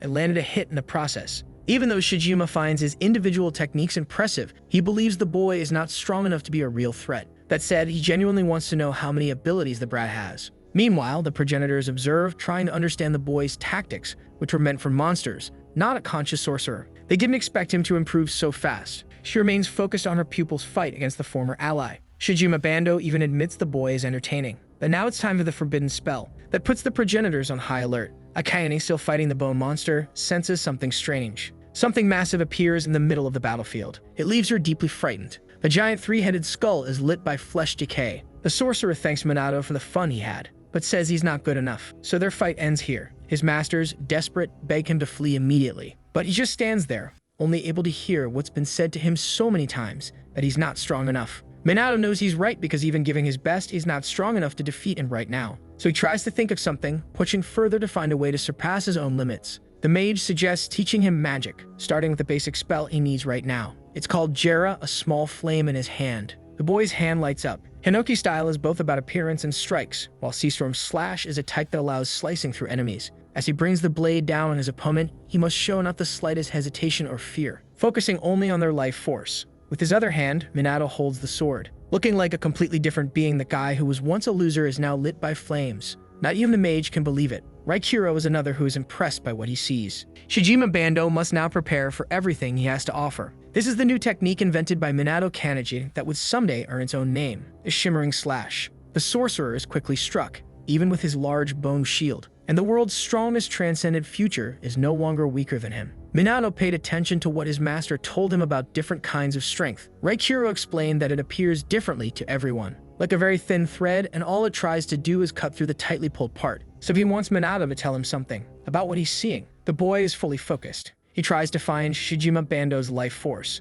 Minato sees a lamp with a frightening and hazy flame surrounded by darkness through the storm slash. Now he will no longer be consumed. His flame is much stronger, and this was done with his Shimmering Slash, destroying the giant made of bones and cutting the sorcerer in half, even leaving his masters impressed, because Minato did something very impressive. He combined sword technique with magic. The alchemist startles his companions with his excitement at finding all of this fascinating. He understood what Minato's greatest strength is. It lies in switching between all kinds of techniques when needed. That's what he thought at first, but if he's able to combine them, many possibilities open up. Raikiro finds his companion a bit strange, but the mage remembers he's an alchemist, so if he's right, it means they had the wrong impression about the student's abilities. That's why she asks if it's a good idea to teach Minato. But the swordsman is sure it is. They need to see how far he'll go. Meanwhile, the boy looks exhausted. The sorcerer was split in half. However, his fluid begins to bubble, and the missing part grows back. It was only for a short moment. Shijima Bando admits that if he had lost his head, he would certainly be dead, especially from being caught off guard. But he won't let that happen again. He just didn't expect it to happen sooner, thanks to Shinji's wild camellias. Shijima had forgotten about him while enjoying his battle with Minato, but the redhead is back. He rescues his tired companion from the intense fight. All the sorcerer can do is watch, while Shinji protects the now unconscious Minato. His expression changes at the sight, then he is taken to a memory from the past. Haru's cough in his arms worries him. He asks if it's cold. He asks Haru to wait until morning, saying it won't be long. Shijima says that as soon as the sun rises, he'll search for food. But Haru shows no reaction. With a frightened expression, the young man calls his name. The cart carries his passengers. Meanwhile, Shijima tries to shield himself from the cold with what he has. The travelers are accompanied with much joy, while the young man wonders why they must suffer alone like this, thinking about how living alone might feel freeing, but also lonely. Shijima disappears into the air like snow. Then the redhead realizes it. He finally understands that he's not alone at all, even if being alone doesn't bother him. Suddenly, he senses something strange, and it's not good. Heiko and Akane run toward their partner as the girl calls his name. She asks if Minato is okay and breathing, and Shinji says he doesn't seem badly hurt. The lilac-eyed girl is thankful for that.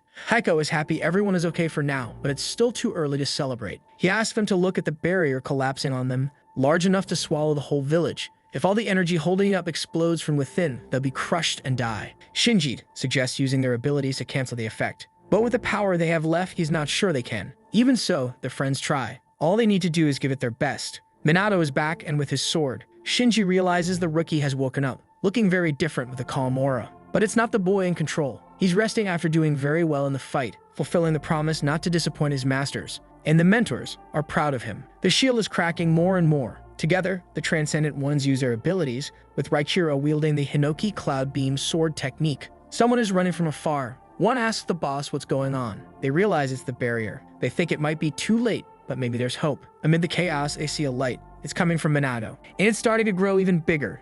An incredibly impressive sword explosion. It's clear to Captain Makoto of the Suwa unit of Counter Prophecy. All Makoto wants to know is, who is this? Who is this powerful person capable of doing this? Midori is on a plane flying over Peru and finds it wonderful that the young members of the CPU defeated a new prophecy completely on their own. Meanwhile, in Japan, Makoto says the organization classified it as only a level 2 threat, but in his opinion, it's closer to level 1. Smiling, the blonde says he's impressed with them. Midori says they've improved a lot since the last time she saw them. The captain talks about the person who contributed the most to the mission's success. Definitely Minato, the rookie who joined the CPU just a few days ago, and he says he heard the blonde was the one who recruited him. The current strongest Transcendent smiles at the captain's question, curious to know more about the boy. He is the person they were waiting for to end the prophecy, and Midori truly believes it's Minato. But Makoto thinks it's a joke to have so much faith in the rookie, so the blonde suggests he take a look since he's so curious. The captain just wants him to return to base because it's boring without him there. There's no one to fight. Meanwhile, as always, Rin takes care of the bureaucracy.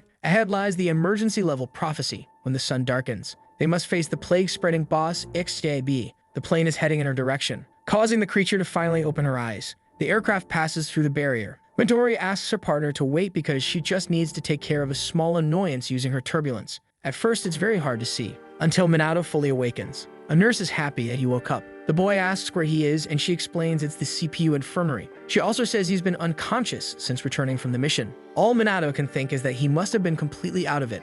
Now you've been able to reach the progenitors. The woman says she's glad to see him well and makes it clear he should call if he needs anything. Seeing Shinji, he wonders if he's been there the whole time. Looking around, he searches for Heiko and Akane. The redhead explains they've been training since the moment they returned. He says both of them seem quite frustrated about not being able to help much that day, and admits that none of them expected the final reveal, that the rookie was more advanced. Minato asks him to listen, but Shinji only wants to know who he really is, because in just 2 days he took down a level 3 boss and another with potential to be level 1. And it's strange, all those abilities, and how they were combined. He had never seen or heard of anything like it before. Once again, the redhead questions who he really is.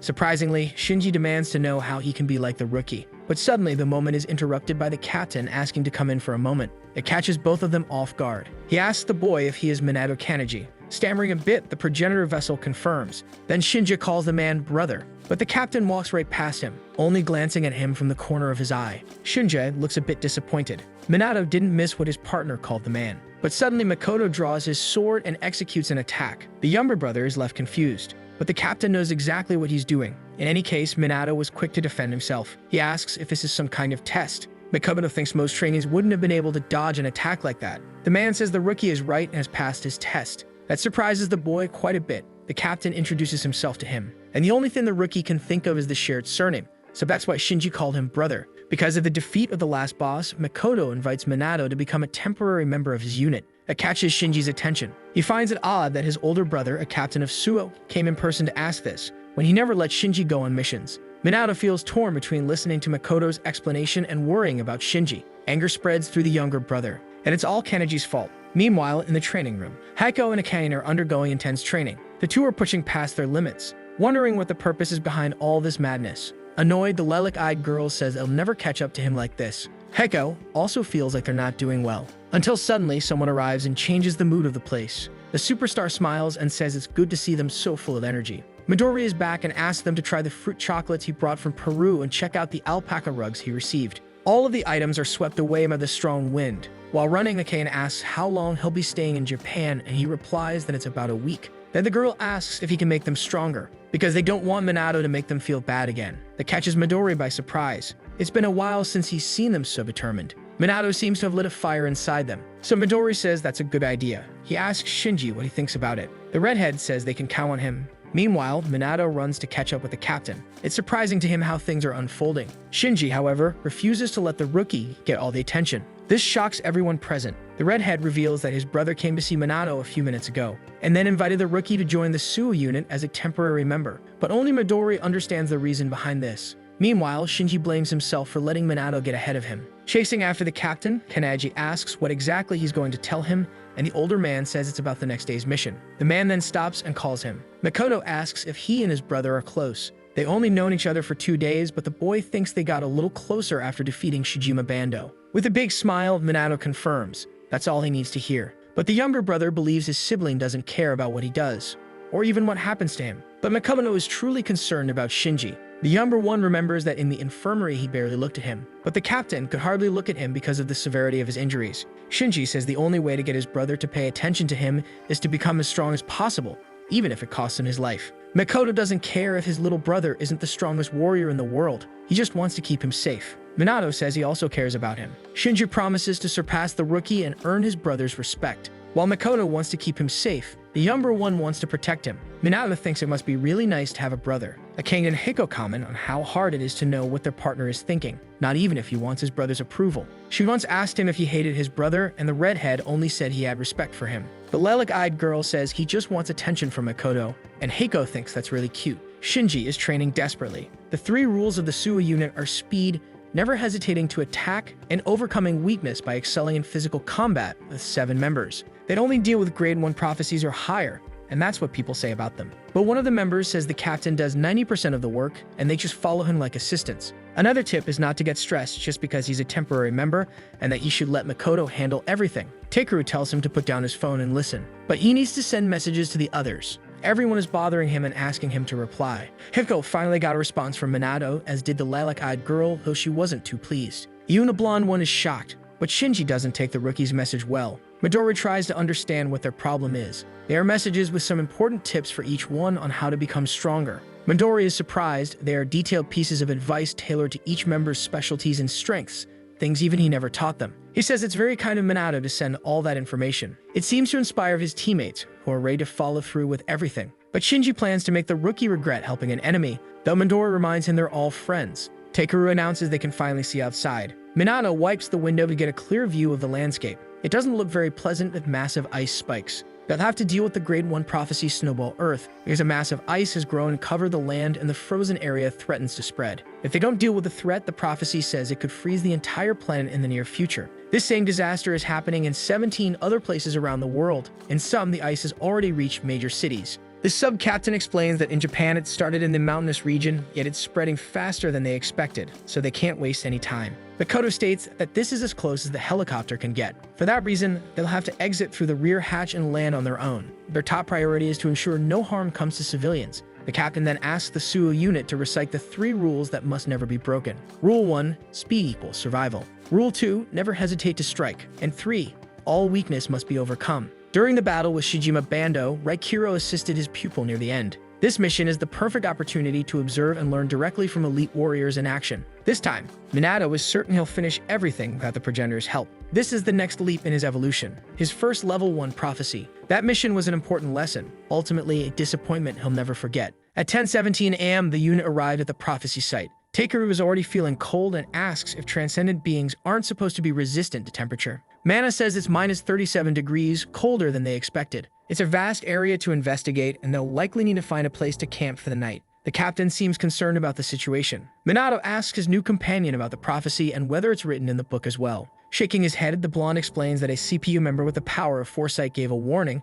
and while unexpected missions happen often, it's the first time one has been classified as level 1. Interrupting the conversation, the sub-captain asks the rookie if he's nervous. She says it's better than letting your guard down, but there's nothing he needs to worry about. Takeru tells him to relax because there are 8 CPU-affiliated units in Japan, but Suo has overcome most of the level 1 prophecies. This irritates Mana, who says that doesn't mean the boy should just sit around doing nothing. The blonde apologizes for interrupting, but his radar has detected enemy activity. Minato is impressed as he watches that ability. Meanwhile, Takeru explains they're 200 meters away, positioned at 2 o'clock. That's all they need to know. The rookie wonders where they went. Mana appears next to her captain with news. There are around 30 plus grade monsters, a group of ice gargoyles. Makoto orders all units to begin exterminating the creatures. His orders followed immediately. They charged straight into battle against the ice monsters. Meanwhile, Minato watches everything in awe. The boy observed that in terms of assessing the situation and coordinating team attacks, they're much faster than trainees. They might joke around and act silly off-duty,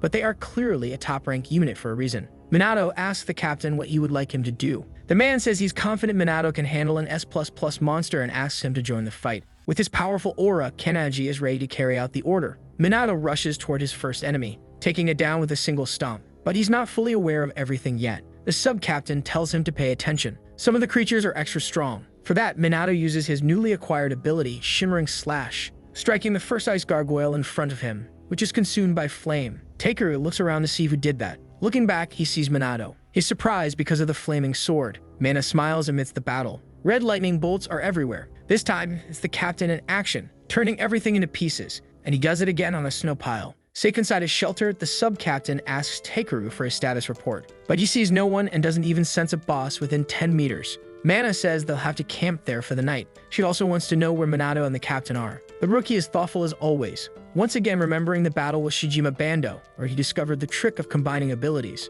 Now he wonders if he can do the same with others, which he probably can. So he tries to focus, confident he can manage it. Suddenly, Makoto appears, asking if he's training hard, startling the distracted boy. Curious, the redhead asks if it's his first time camping and Minato confirms. Then Makoto says he hopes it's not too exhausting for him. The man reveals he wishes he could go back home right now, leaving the rookie curious. Makoto says he misses the smell and Minato finishes the thought. He misses the smell of home when he's away, but really, it's the smell of the cat. What the captain wants is to see his big furry animal. And so Minato realizes he's really talking about the cat. But that makes him curious, and he starts asking several questions about the animal. Then the captain is ready to show the boy pictures of his pet. Minato is startled because the man practically teleported next to him. Either way, the boy finds the little beast adorable and asks its name. And it's called Oribe Manju. The rookie says the cat looks a little grumpy in the photos and asks if the animal actually likes him. Makoto says his clothes are always covered in fur, he's always scratched, and the cat hates being held. The captain says it almost reminds him of Shini, and that's why he finds it so cute. He hopes that one day he and his brother can be like that too.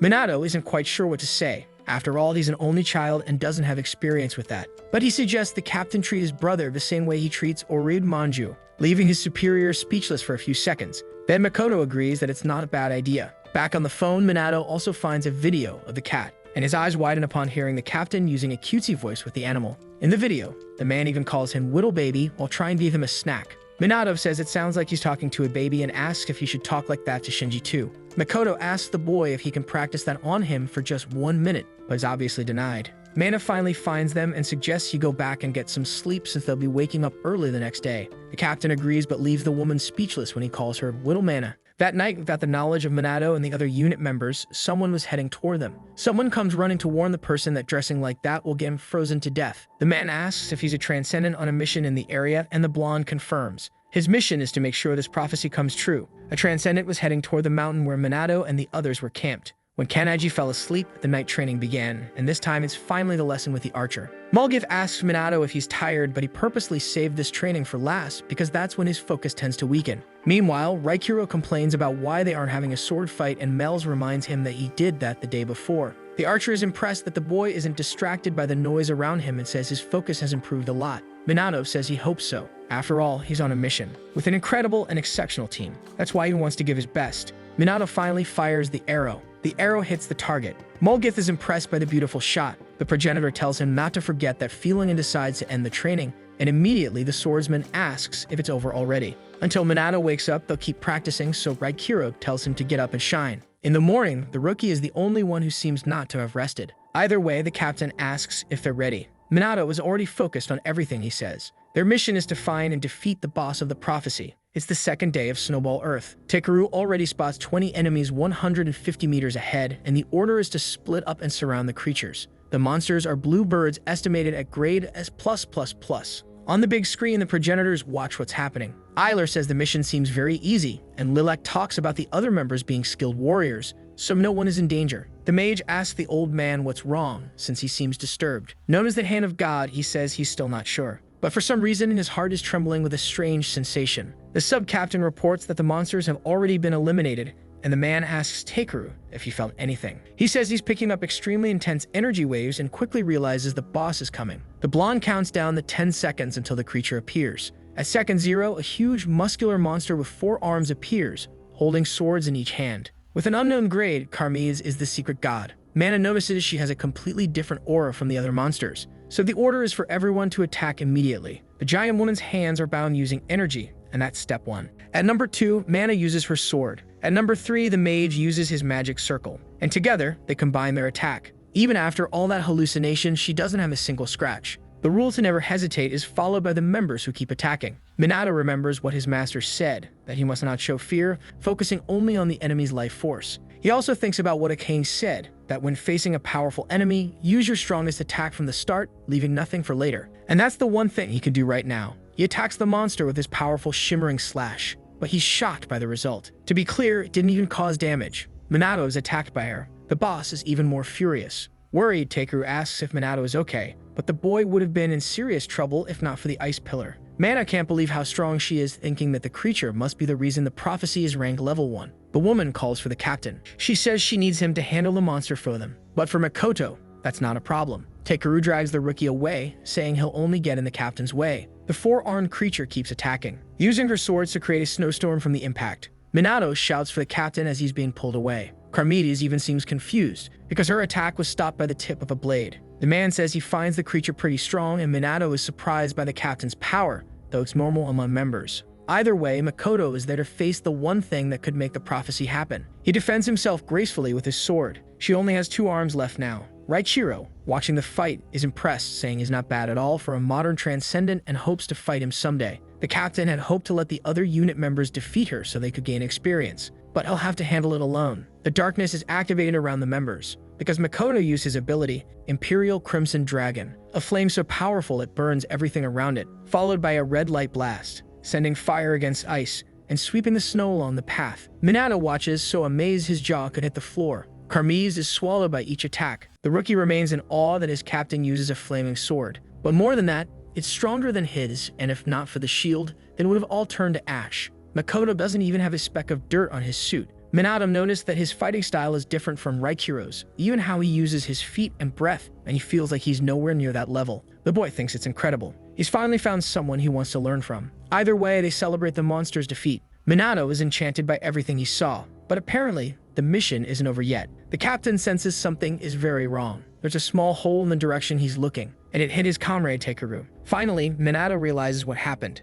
Apparently, the blonde wasn't the only one caught. Meanwhile, Minato gets pulled into the darkness. He runs to try and help his teammate. The blonde calls him a fool. He pushes the boy away. Minato is horrified by everything that's happening. As he falls, Takeru wonders how this could happen. After all, this attack didn't even show up on his radar. His vision is fading, but he can still see his captain and apologizes for what happened. But it's okay. Makoto is smart, and he's sure the captain will find the enemy. Takeru collapses into the snow-covered ground. The captain, watching this, can't hold back his emotions. Hizano is the next to be hit. Seeing his soldiers in danger, Makoto takes control and yells for everyone to get down and take cover. They're under attack by an ability. Some were caught on the battlefield. The sub-captain is furious over the elimination of her comrades. Someone notices something's wrong with Makoto. Part of the captain's arm is gone. He can't even block the attack with a shield, so he suspects it's a type of ability that annihilates everything it touches. The captain senses something is coming. His wisest choice is to use speed to his advantage. Mana watches everything, deeply worried about Makoto. The boss, which had been shredded, is now regenerating everything it lost.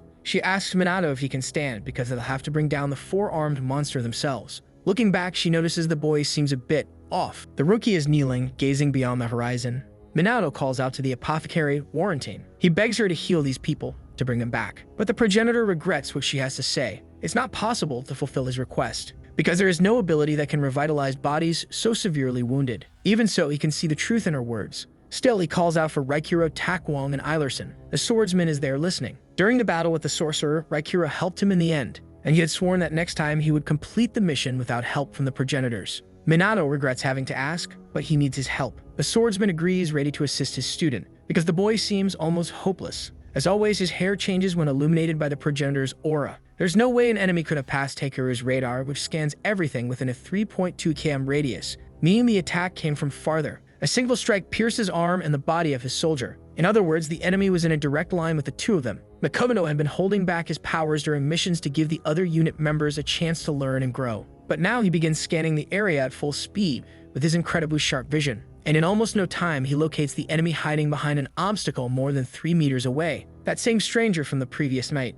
Many from the unit are gone, like Takeru, as well as Hisano, the cat lover Kawase, and even Moromi, but the captain assures that he will make sure their deaths are not in vain. He uses his red light blast attack. Another shot is about to be fired. The enemy says he didn't expect the redhead to track him and attack so quickly, and that he really is exceptional, just like everyone says. But Makoto is also impressed that he neutralized his slash and fire blast. The blonde says he probably would have already been finished off if he still had his left arm. Either way, he's there to bring darkness. He says there's no point in talking about things that haven't happened yet, so he simply wishes for the captain's death. Makoto uses his sword to create a sort of ice wave, leaving his enemy uncertain, a way to create distraction and strike from behind, and so use his sword for a quick slash. But his blade is shattered. Darkness smiles and says he figured he might try that. He says the redhead is one step closer to defeat. This only fuels the captain's rage even more, who launches another attack at him with everything he's got. But the blonde smiles at his attempt and says he already warned it wouldn't work, then kicks him where he's injured. Still holding on, Makoto asks if he's really sure about that. The captain lands a hit on the circle on his opponent's chest. He's thrown back, and the blonde asks why he was kicked instead of being annihilated. Makoto remembers that when they were under attack, he stopped after a few attempts. He says the ability seems capable of exterminating anyone and is incredibly powerful, but he doubts it has no limitation, deducing that the ability requires energy, just like all others. The blonde says he's technically right, but that still doesn't make them equals, and says it doesn't change the fact that Makoto is weaker than him. The captain repeats that word in outrage. Makoto remembers his entire team before the jump to this place that brought destruction, and repeats that the Suo unit has 3 rules that must never be broken. He executes number 3, invoking his powerful flame, leaving the enemy surprised that he cauterized his own wound. Makoto shows him why he leads the most feared unit in the CPU. Every weakness must be overcome, and he'll do it with the Imperial Crimson Dragon's self-destructive flame blast. The blonde asks if he's really going to throw his life away. He says that, in that case, he'll help with that. But Makoto doesn't want his men to worry because he won't let them down. With eyes blazing like fire, the captain tells him not to dare look down on the Suo unit. Back to what remains of the team. Carmedes is fully restored and even more furious, and Mana doesn't feel strong enough. She calls out for Minato and wonders if Makoto was wrong about him. After all, the boy seems completely lost after witnessing what happened to his teammates.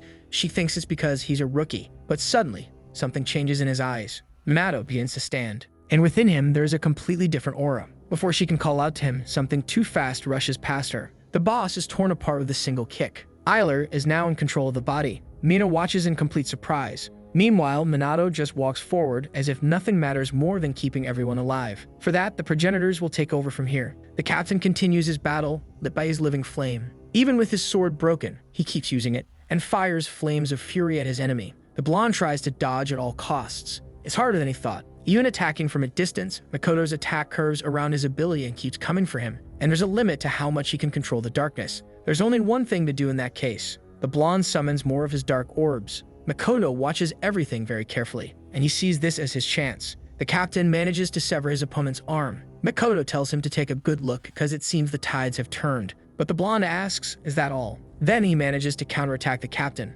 Makoto even chokes from the heavy blow he receives. The blonde asks if he really thought everything would change just because he cut off an arm and that he shouldn't forget who's got a hole in her stomach. He says he figured if he used all his darkness, Makoto would try a close-range strike. Admitting Makoto is truly strong, he also says the captain makes the best decisions and every move is efficient. In the end, Makoto is just too predictable. That's why the enemy says he'll never be able to win. The captain hears this, seeming tired from the fight. But then the blonde says he was doomed from the start. He says it's written in the book in his hand. This revelation leaves Makoto deeply shocked. After all, it's the prophecy book. The darkness of the world smiles as he reads. If there's an organization dedicated to stopping prophecies, he asks, isn't it only natural that there be someone trying to make them come true? Another shocking revelation for the captain. Then he introduces himself as one of the 12 disciples of the apocalypse, called 12 of Darkness, and he's going to make sure the prophecy comes true. Makoto asks why he wants that to happen. 12 asks if Makoto will go easy on him if he tells the truth, but the captain cuts him off sharply, demanding he stop this nonsense. That strike came so close it nearly cost him his head. Makoto believes he can still win.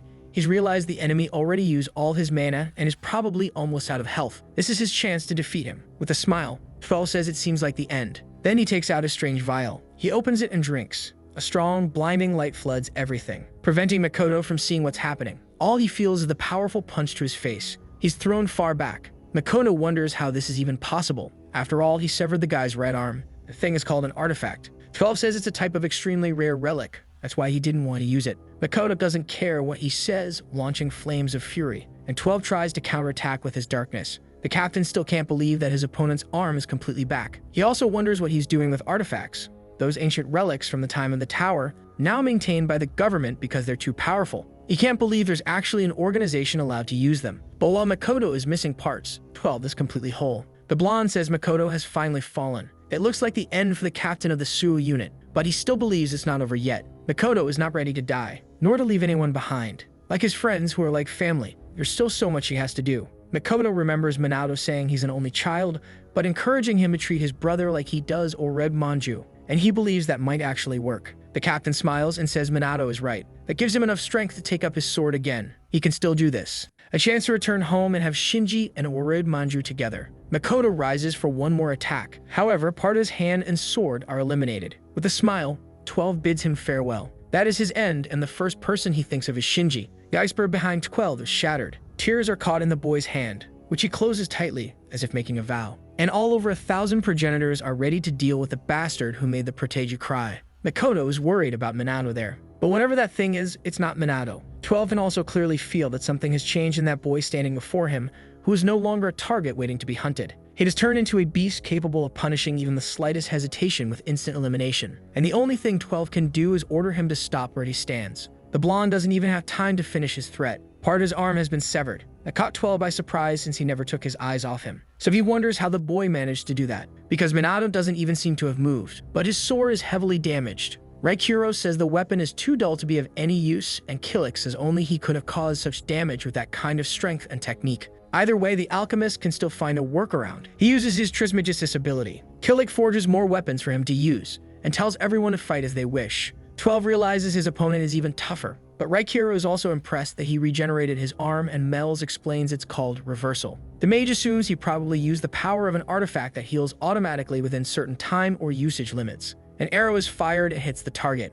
Mulgith lands a beautiful shot. The enemy's forehead regenerates quickly. Tak Wong asks what the plan is, and the mage says to keep eliminating the enemy. Desperate, 12 keeps summoning his darkness, and Mulgith keeps firing more arrows that are unaffected by the darkness of the disciple of the apocalypse. One of them hits dead center on his chest. Mulgith is fully focused using his bow. The archer asks if he really thought he couldn't shoot through such a wide opening. 12 is saved once again by the artifact. He counterattacks with more orbs of darkness, but Tak Wong leads the charge. With rapid movements, it's surprising how quickly the enemy is reached, striking the blonde with a powerful kick. More blows rain down on the enemy. 12 is hit square in the face. The progenitor notices that the ability seems to annihilate everything in its path and that the shots hit their target almost instantly, but it can only target what's in his line of sight. So the man realizes this makes it very simple to dodge the attacks. 12 is caught again in a spinning attack and thrown right afterward. Tak Wong asks how many times the enemy has been taken down, and Eiler asks what's the point of counting. Minato walks toward the captain. Even weak, Makoto tries to speak. He asks if it's really the boy, but Warrantine denies that it's Minato. The captain's wounds are healed. The apothecary reveals that the ones controlling the body are the progenitors, ancestral spirits of transcendence residing in Minato's body. She says there's no time to explain. Makoto stands there, stunned that these are the legendary progenitors. Meanwhile, 12 complains that his enemy thinks his darkness ability is easy to dodge. To him, the boy is a complete beast, and he feels he needs to find a way. But there's no time to do much. This time, Kalkashima hits him right in the heart. The progenitor didn't even give him time to think. He says that if 12 keeps regenerating like this, they'll eventually be able to eliminate him for good, but Mels says it won't be necessary. Looking at the enemy, Kalkus realizes she's right. The disciple of the apocalypse is made of carpet. Eiler is curious to know, if they tear his body into pieces, which part will regenerate first? His hand begins to recover. Then 12 is fully back. He's determined not to let Minato keep attacking like this and thinks it's best to eliminate Makoto and flee. But apparently, luck is not on his side, because it's not just the captain there. Minato is there waiting for him. The smile he gives is very different from the boy who attacked earlier. 12 realizes things are looking very bad for him, especially with Raichiro in command. The disciple of the apocalypse is torn into several pieces. There's no chance for him. Even so, he's happy to give his life for the fulfillment of the prophecy, so death doesn't scare him. But still, he feels so small before the massive energy that the creature before him radiates, realizing he hasn't overcome all his fears. 12 believes he can still overcome. Another artifact is pulled from his pouch that puts the progenitor on high alert, who severs his arm again. However, Raikiro is trapped in the sand cage of time. 12's healing ability is finally gone. He's relieved he managed to hold out, and not a moment sooner. Males explains that they're in a cage created by the artifact. She asks what they should do. Raikiro analyzes the surrounding situation, realizing that 12 can no longer regenerate. The blonde says not even darkness can break the cage, so one cannot eliminate the other. But at least he can keep the boy trapped inside. Raikiro calls out to someone and asks if he really understood. He's speaking to Makoto. 12 looks back, startled. The captain of the Suwa unit is standing. Young Midori knows that swordsmanship is the one area where he can't beat Makoto. For that reason, he thinks the redhead is a genius like him. So the boy asks his friend why he doesn't seek out a teacher to grow stronger. Following Midori's advice, Makoto went looking and ended up training with several very famous warriors who soon had nothing left to teach him. The boy surpassed every one of them, searching for new teachers who could offer him something more, making some of them feel like mere ordinary men in his presence. None lasted more than a month before giving up on him, until one day a new teacher came to him, a sword master stronger than any of his former mentors.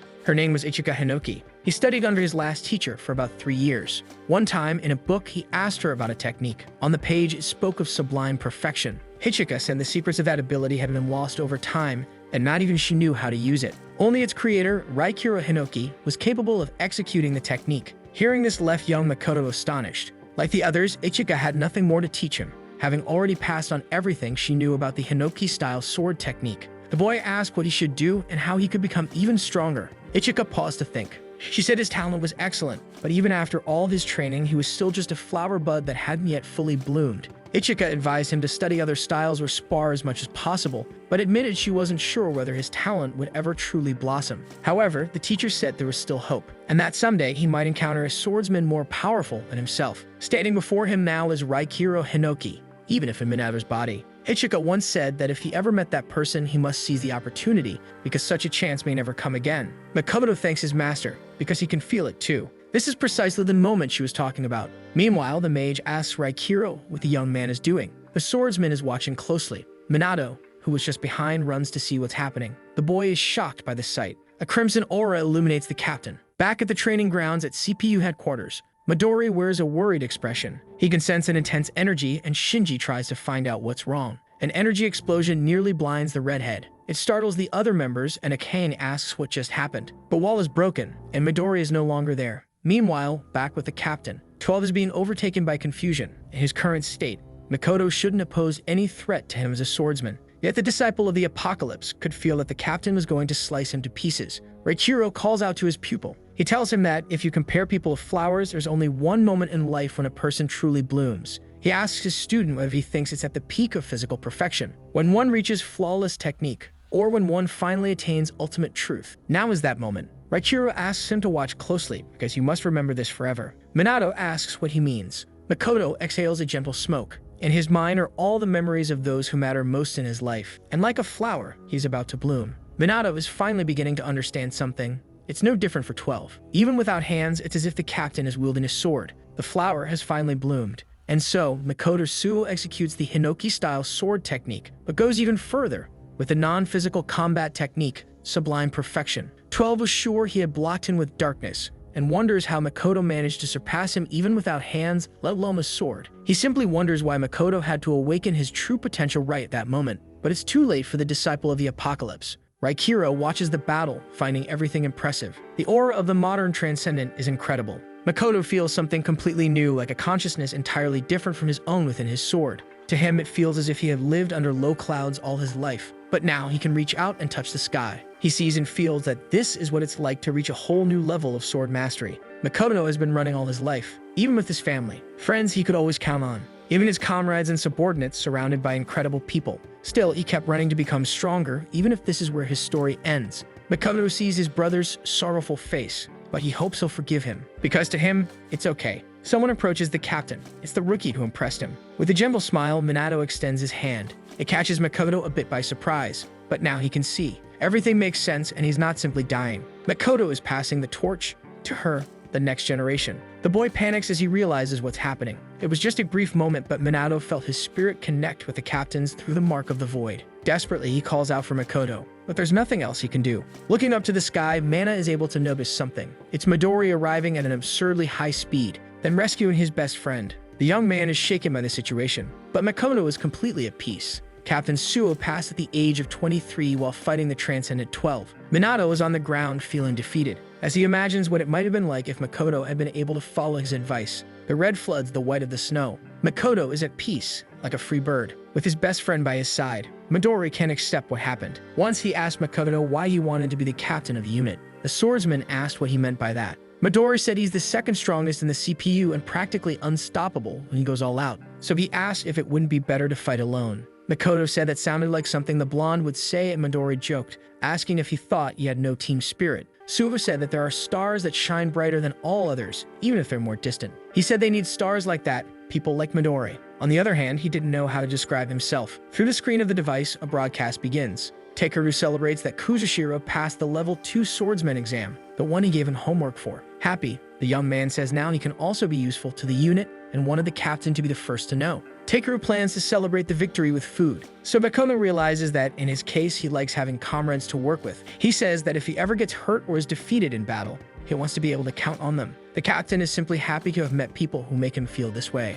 Midori says he saw their comrades along the way, revealing that only 2 remain. He calls for the captain of the unit. Midori says he did everything he could, and that he could never have done what Makoto did. He thanks Makoto for everything. Meanwhile, Minato is still lying in the snow. He suffers for all that happened. The progenitors respect his silence. Eilerson comments on how dark it is there, and the archer says he's not surprised. Mills agrees, aware of what Minato is thinking. He's probably blaming himself and telling himself that it's all of his fault for being too weak. All the progenitors have also lost people before, companions, friends, family, even students. They've suffered disappointment and grief and had to say goodbye to countless warriors who died in battle. It changed them. In many cases, their wounds were so deep that they simply closed their hearts to the rest of the world. Reichiro calls out to his student. The boy says maybe it's better if he doesn't fight anymore. That affects all the progenitors. Minato says his heart feels like it's been shattered into pieces. He says that if he had let the progenitors handle things from the beginning, maybe no one would have been lost. The boy says he should simply let them use his body however they want, so each one can make the most of their unique abilities.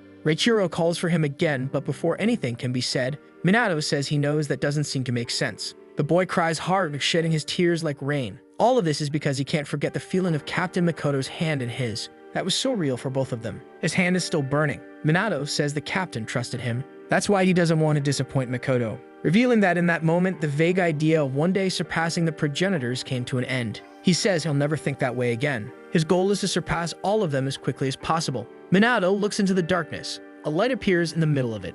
That light shines on everyone and lifts them up, bringing them back to the light. Minato promises he will never let someone else die again. A helicopter finally comes to the rescue. The wind seems to sweep everything away, except everyone's sorrow. The captain's body is placed into a bag. Everyone is told to board, but Midori says he will return on his own. Mana asks him to take care. On the phone, Midori receives bad news. It's about the person who took Makoto down, revealing he's a member of the 12 disciples of the apocalypse. He's told to hold all reports and requests for a while, because it's hunting time. Since then, Midori vanished without a trace. 1 month later, on Mount Omitake in Nagano Prefecture, Shinji stays on the defensive, until he tries to land a hit on Minato. The rookie uses his fist strike, but the redhead blocks it right away. This doesn't seem too difficult for Shinji, who fights hard not to break his guard. It's surprising to Minato that Shinji dodged his close-range punch. The boy also manages to stop him, using another move to spin him through the air. Shinji realizes he used a Hapkido technique. He also tries to counterattack, but Minato doesn't plan to let that happen, and neither does the redhead. Both prepare their strikes,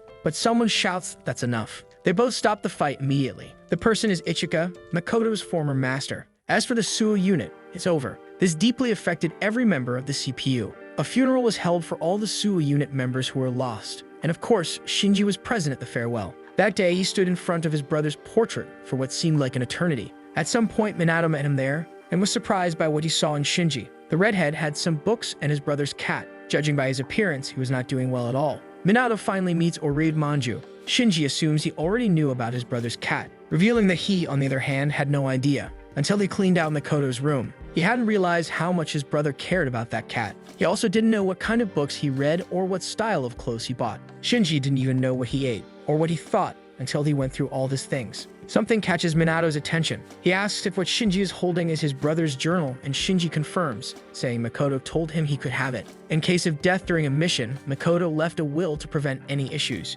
The journal details daily training sessions and missions. Shinji asks Minato if he knows what was written at the end of each entry. On January 12th, he wrote that it had gotten much colder in recent days, and so he hoped his brother was warm. He flips through the journal, looking at each note. At the end, it's always about Shinji, from the day he passed the Hunter exam and was accepted into the CPU, to when Mana brought watermelon and Makoto wished his brother could have some. And on October 1st, when the younger one was selected for a patrol mission for an unclassified prophecy, Makoto hoped he returned safely. He spent a long time reading each page. Now he knows that at the end of every entry, Makoto mentioned him. Shinji cried, feeling the pain of losing his brother even more deeply. Minato asks him to listen. He talks about every time he spoke with the captain, how the man always talked about him and a worried Manju. So Shinji promises he will become even stronger. Whatever his brother is now, he wants to make sure Makoto never has to worry about him again. In a place near the volcano, Ichika asks what the two of them want. It's Shinji who brings the news about his brother. She says she understands. Then the two ask if she can train them. Currently, the master says both have improved. Minato is already incredibly powerful, and Shinji has made great progress too.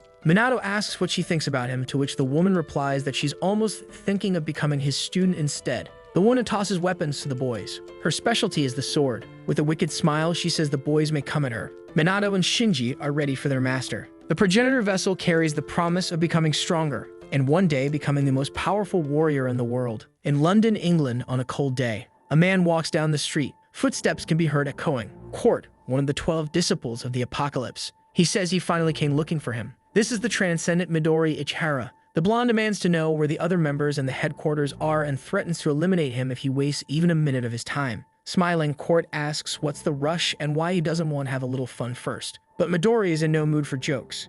The alley is empty and silent, until an explosion and a bright light disturb the peace. Midori is the only one who walks out. He says he warned he would eliminate him on the spot. The strongest transcendent hands over a book stained with his opponent's fluid. Now there are 7 more to hunt. Midori and his team are in possession of 4. He's ready for the next one. Back at CPU headquarters, inside the top-secret conference room, Egunen, the prophecy books are there. Io, the chief commissioner of the counter-prophecy unit and senior executive, asks if Midori sent them. The commissioner's aide, Tenjin Shinano, confirms and reports everything that was learned about the disciples of the apocalypse. The other aide, Shiki Kitamori, says she believes a single book was split into several volumes. Edo says she has no problem with him eliminating enemies and gathering the items, but she didn't expect him to go alone like that. The lady believes Makoto's death must have affected him deeply. Shiki asks how they should proceed. Io says to leave him alone because no matter what anyone says, he won't listen, and maybe she'll just sit down and have tea with him when he returns. There's something they'd like to discuss with the commissioner about the Suwa unit. With the team disbanded, there's now a vacancy to fill. Tenjin Shinano and Shiki Kitamori have an official request. They ask if she will grant permission to create a unit. Commissioner Io stares at them. Somewhere in Tokyo are dissident prophecy agents of a certain grade with the boss of the Daybreak Infidels. They're all strong, and the Transcendent asks if there's no way to eliminate them all at once. The girl finds it difficult, reminding him that each one is resistant to a different type of attack. Setsuna Hibiki is the captain of the unit and says that's what makes eliminating them so hard. The woman asks her subordinate if she can give the others a hand. Akane is ready for that. She quickly uses her Trismegistus ability. She tells everyone to step back. The huge liquid orb is transformed into several droplets. Then the lilac-eyed girl summons gas, which spreads through the air, choking the enemies. Next, she commands it to switch to liquid form, sticking mercury to all of them. After that comes incineration, burning them all. Akane extends her hand. As she closes her fist, she says, "To hell with all of you," changing the mercury to a solid state. Then the spikes grow, piercing each one of them. The unit members watch, quite impressed.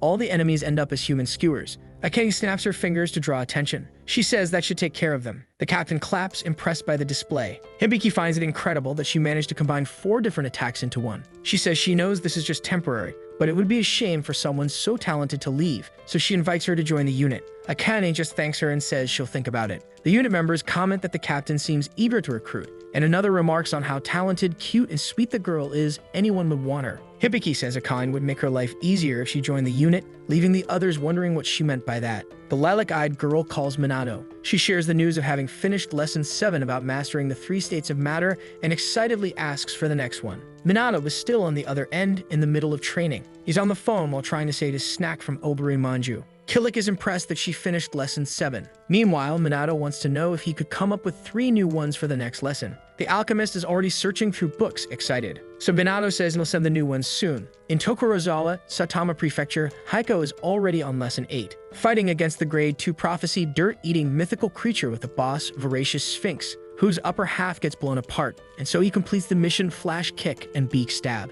Captain of the Koichiro Todoroki unit says that Hikotaro did well, and because of that, he's inviting him to join the team. Heiko is thrown into the air by his teammates and says he'll think about the offer. The biggest question now is choosing which unit to join. On the call, a proud Akan says she has no intention of losing to any of them. Minato likes hearing that and says Shinji has also improved a lot, so he thinks it's best to start training hard to keep up. The boy says it's really encouraging to see both of them making so much progress. Hearing that makes Akan blush. Shinji asks Orib Manju why he only likes Minato, and Minato tells him not to shout because he's scared the animal. Trying to understand what's going on, Akan asks Kanji if he's heard about the new unit. She explains that since Su was dissolved, they've been trying to create a new one to fill its place, and the captain will be chosen from current unit members with the most impressive record. That makes the boy curious to know who it will be. But Akan almost rolls her eyes, saying he must be joking. She talked about this with Hiko too. It's the Kanji unit, and with a smile, she asks what he thinks. Laughing, he says it's not that bad, until the boy realizes the weight of her words and startled asks what she means by that. Minato asks if he really understood that they want him as captain. Calmer now, he asks why it has to be him. Akan begins by saying the CPU has a vision. Their dream is to eradicate every predicted calamity in this world. Minato asks about those things. The girl simply confirms it, and personally, that's her own wish as well. There is something necessary to make that dream come true. The captain must be someone with the determination to lead the other unit members to victory. She says that if the boy were to ask her, she believes he is the right person for the job. That leaves Kanji speechless. The conversation is then cut short by Captain Hibiki, who calls for the lilac-eyed girl. During his break, Minato is deep in thought. In his mind, the word captain keeps echoing. Seeing the scene, Master Ichika asks her other student what the boy is doing. With just a few words, she understands from Shinji that it's about becoming the new captain. She says the boy should go for it if he wants to, and the redhead agrees that Minato would make a good leader. Kanji looks very worried, and Ichika quickly notices it. Mills asks if anyone has any advice for the pupil, but none of the progenitors have any idea what to say. They've spent their entire lives fighting and don't know how to be leaders. Mel says that's not helpful, and that they're supposed to be his teachers, and Raikiro reminds her that she is too. The swordsman asks Ryan if he has nothing to say. Ryan, the host-moving progenitor, says it's not the right time. Besides, they're forgetting something. He says someone here is much more qualified to talk to him about such things, which makes Raikiro curious to know who he means. A staff is thrown next to Minato, catching his attention. Ichika asks why, instead of sitting around thinking, he doesn't use the time to focus on training. She says it's time to start intense drills, beginning with foot techniques. That quickly excites Kanji, who agrees. Minato floats in the water with ripple travel. The master is pleased. Not a single movement wasted or a trace of hesitation. Ichika asks how he managed that because even for the most talented transcendents, it takes at least 6 months to reach that level. But she wouldn't believe him if he said he practiced a lot while sleeping. Minato was suddenly caught off guard in that moment because Ichika didn't even give him time to think. She attacked him. Her strikes are fast and strong. Shinji watches, impressed, while Orib Manju tries to get out of the water. Ichika tells Minato to keep going, losing herself in thought as she'll make him focus, whether he wants to or not. Minato stays determined, doing as she says. Reichiro asks the mage if this is what she meant when she said someone was more qualified to speak to Kanji. Mills isn't very surprised. After all, Ichika is his descendant. In any case, she believes Ichika is brilliant for managing to teach a genius like Makoto. Ichika Hinoki, descendant of his younger sister and his great successor in modern times. The woman uses the Hinoki-style sword technique, attacking Kanji with a powerful snake crawl. That strike catches Reichiro's attention. Ichika is truly giving it her all. Her next move is to use the Purgatory Blade, charging directly at Minato, who begins to panic. The master is illuminated by a magenta orb. Reichiro has never seen a technique like this before. She found a way to land a perfect strike after spinning in the air, which is very interesting to him. Ichika says she simply doesn't understand. She wants to know how the boy can avoid all her attacks so easily when he only knows this technique for now. Surprised, she says she recognizes the Hinoki-style sword technique he uses and then asks the boy if some of those strikes come from the original creator. Ichiko wants to guess what Kanji is thinking. She understands that Minato is worried about not being able to meet Makoto's standards.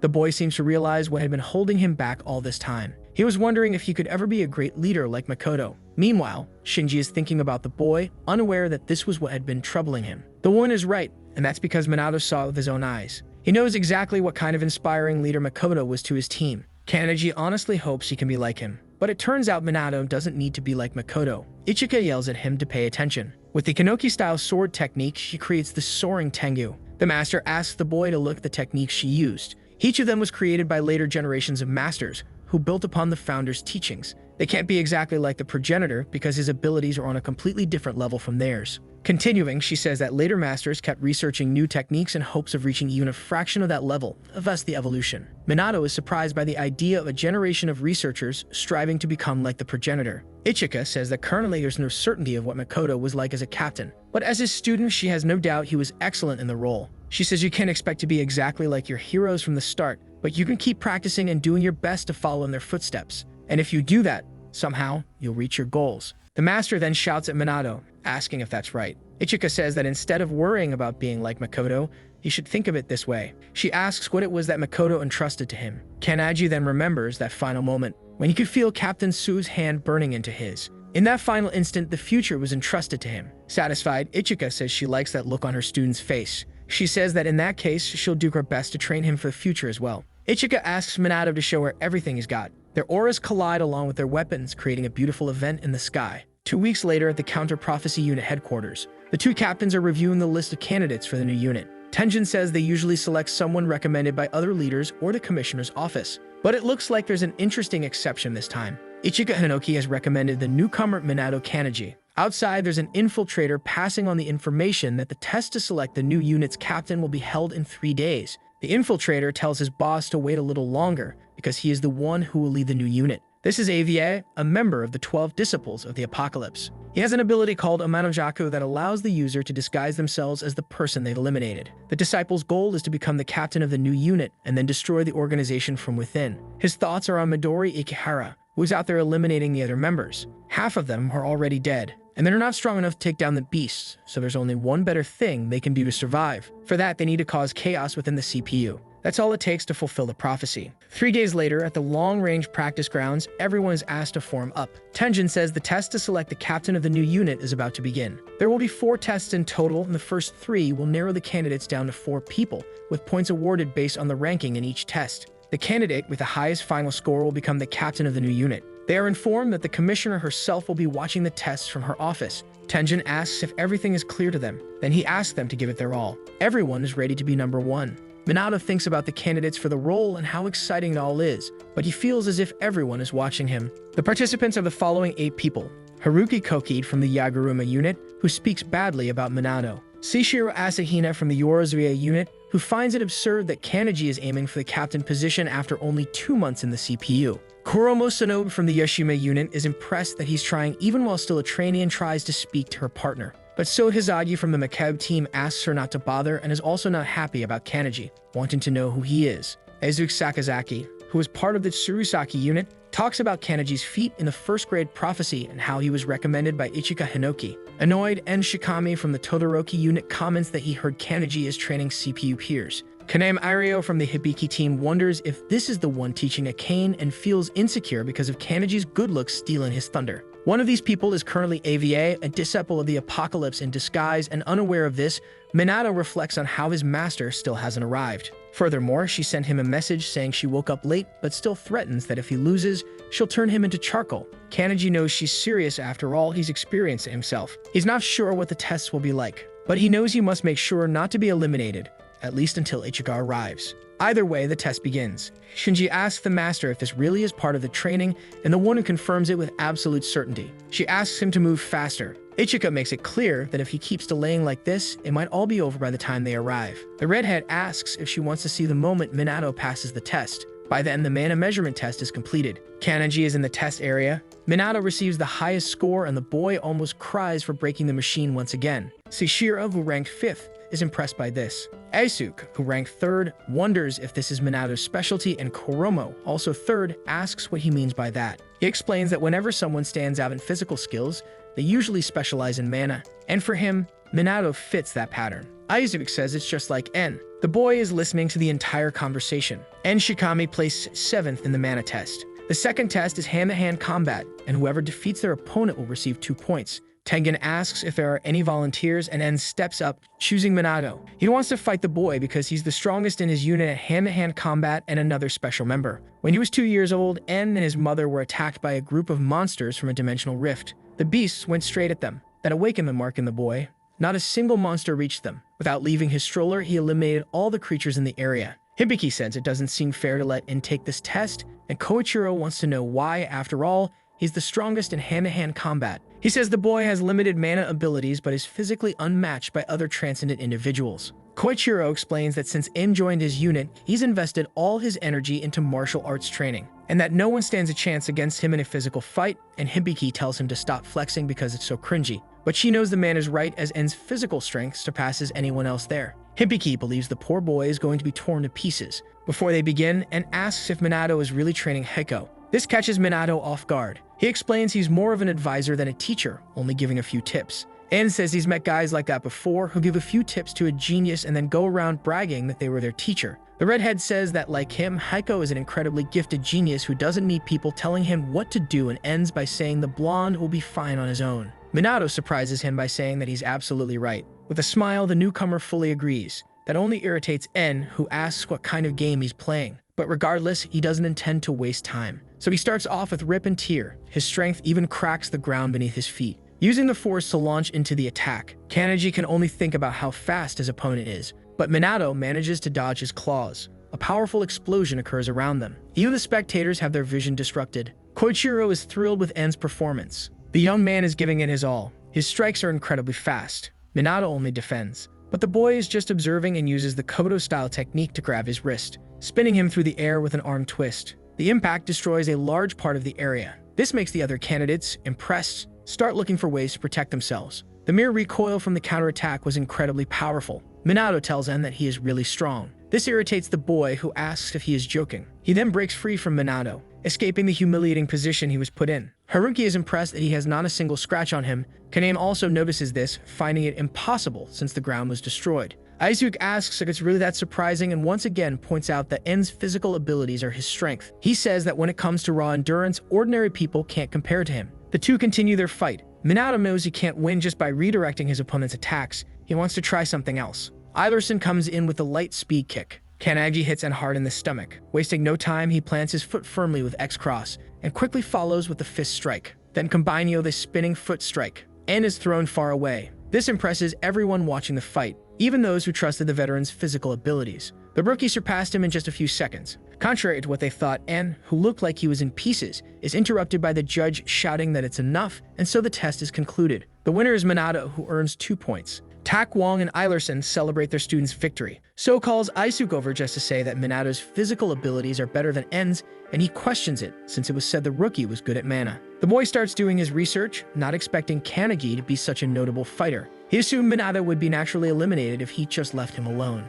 Now So knows that if he doesn't stop him, Minato could cause problems later. The image to be displayed is a little blurry. Confused, and opens his eyes wide. He screams, asking what Minato is doing because it hurts a lot, and the rookie tells him to stay still. The healing is being done by Warrantine. En says he's showing off after all and asks if, besides physical abilities and mana, he's also a healer. He asks if there's anything Kanagi can't do. That question brings her back to that terrible day, making her reply that yes, there are some things. En is now ready to stand up. Suddenly, an explosion occurs in the field ahead. Minato explains that it's the close combat test being concluded, and En finds out he had been unconscious for 5 minutes. He says that after their fight, everyone picked their partners and the battles began almost at the same time, with Haruki against Kaname, Seishiro against Koromo Sonobe. Minato says that 2 pairs finished quickly, but the others are still going. Aizuke Sakazaki is competing with So Hizagi for points. While one studies the opponent carefully, the blonde just wants to finish the fight quickly. So provokes her opponent, asking if he thinks he's tough with his high overall stats.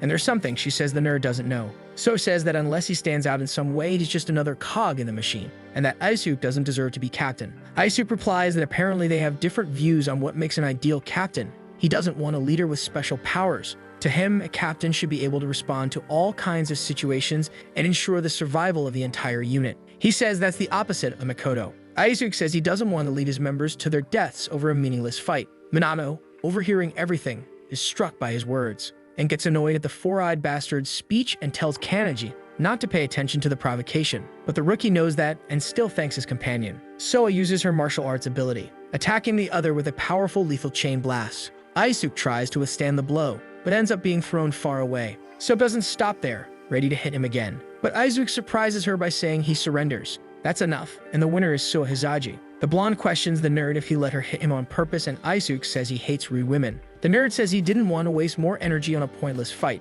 so he decided to end it. Either way, they still have a long road ahead. Aizuke leaves with the thought that he could have easily defeated the woman if he had wanted to, but he doesn't want to reveal his grand strategy to Minato. The boy stays there, watching his strange behavior. With that, the test ends with Minato in first place, Kuromo in second, and then Haruki. Finally, it's break time, and Kanagi notices that his master and Shinji still haven't arrived. He wonders if the two got lost on the way. Ichika says the student did a good job. Shinji realizes where they are and asks what's going on. He wants to know why they're in the central garden of the CPU headquarters instead of the test site. Ichika walks through the area, aware of every step. The woman says that someone recently died there. She says it's hard to see with the naked eye, but there are traces of an aura all over the place. Whatever beast attacked the warrior there, it must be incredibly powerful. Shinji asks if she thinks someone invaded the CPU, reminding her that this entire area is completely isolated from the outside. Ichika asks him to think about the 12 disciples and that they know about the CPU, so she wouldn't be surprised if they found this place. The boy is in shock, thinking this could actually be possible.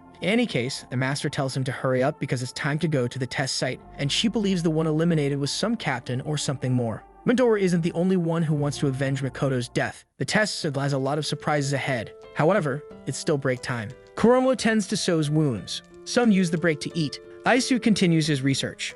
Minato eats beside En. He notices the arrival of his master and his friend. Ishika says she's relieved because it looks like she won't have to throw him into a pit of fire. Haruki looks at the woman, wondering if that's really what she meant. Shishiro says she's one of the 5 members of the Special Forces unit in the entire CPU, including Midori. And Aisuke adds that this is Ichika Hinoki. Upon hearing this, So asks who he's even explaining that to. Observing the place, Shinji says something doesn't add up since she said the eliminated person was probably a captain. But the 7 captains are alive. Ichika Hinoki knows this and gives a smile. In any case, she calls Minato, saying she has something to tell him. The boy loudly repeats everything she told him, and Shinji tells him to keep his voice down. The master says it's highly likely, judging by the traces left in the central garden. She adds that someone at least as strong as the captains was eliminated. Ichika is sharp and has an explanation for why everyone is still present. Therefore, the killer is in disguise. Minato asks if that means they're in serious trouble. Shinji confirms it and says that if they don't find the culprit soon, more lives may be lost. But the worst part is if they succeed in their goal and a prophecy comes true.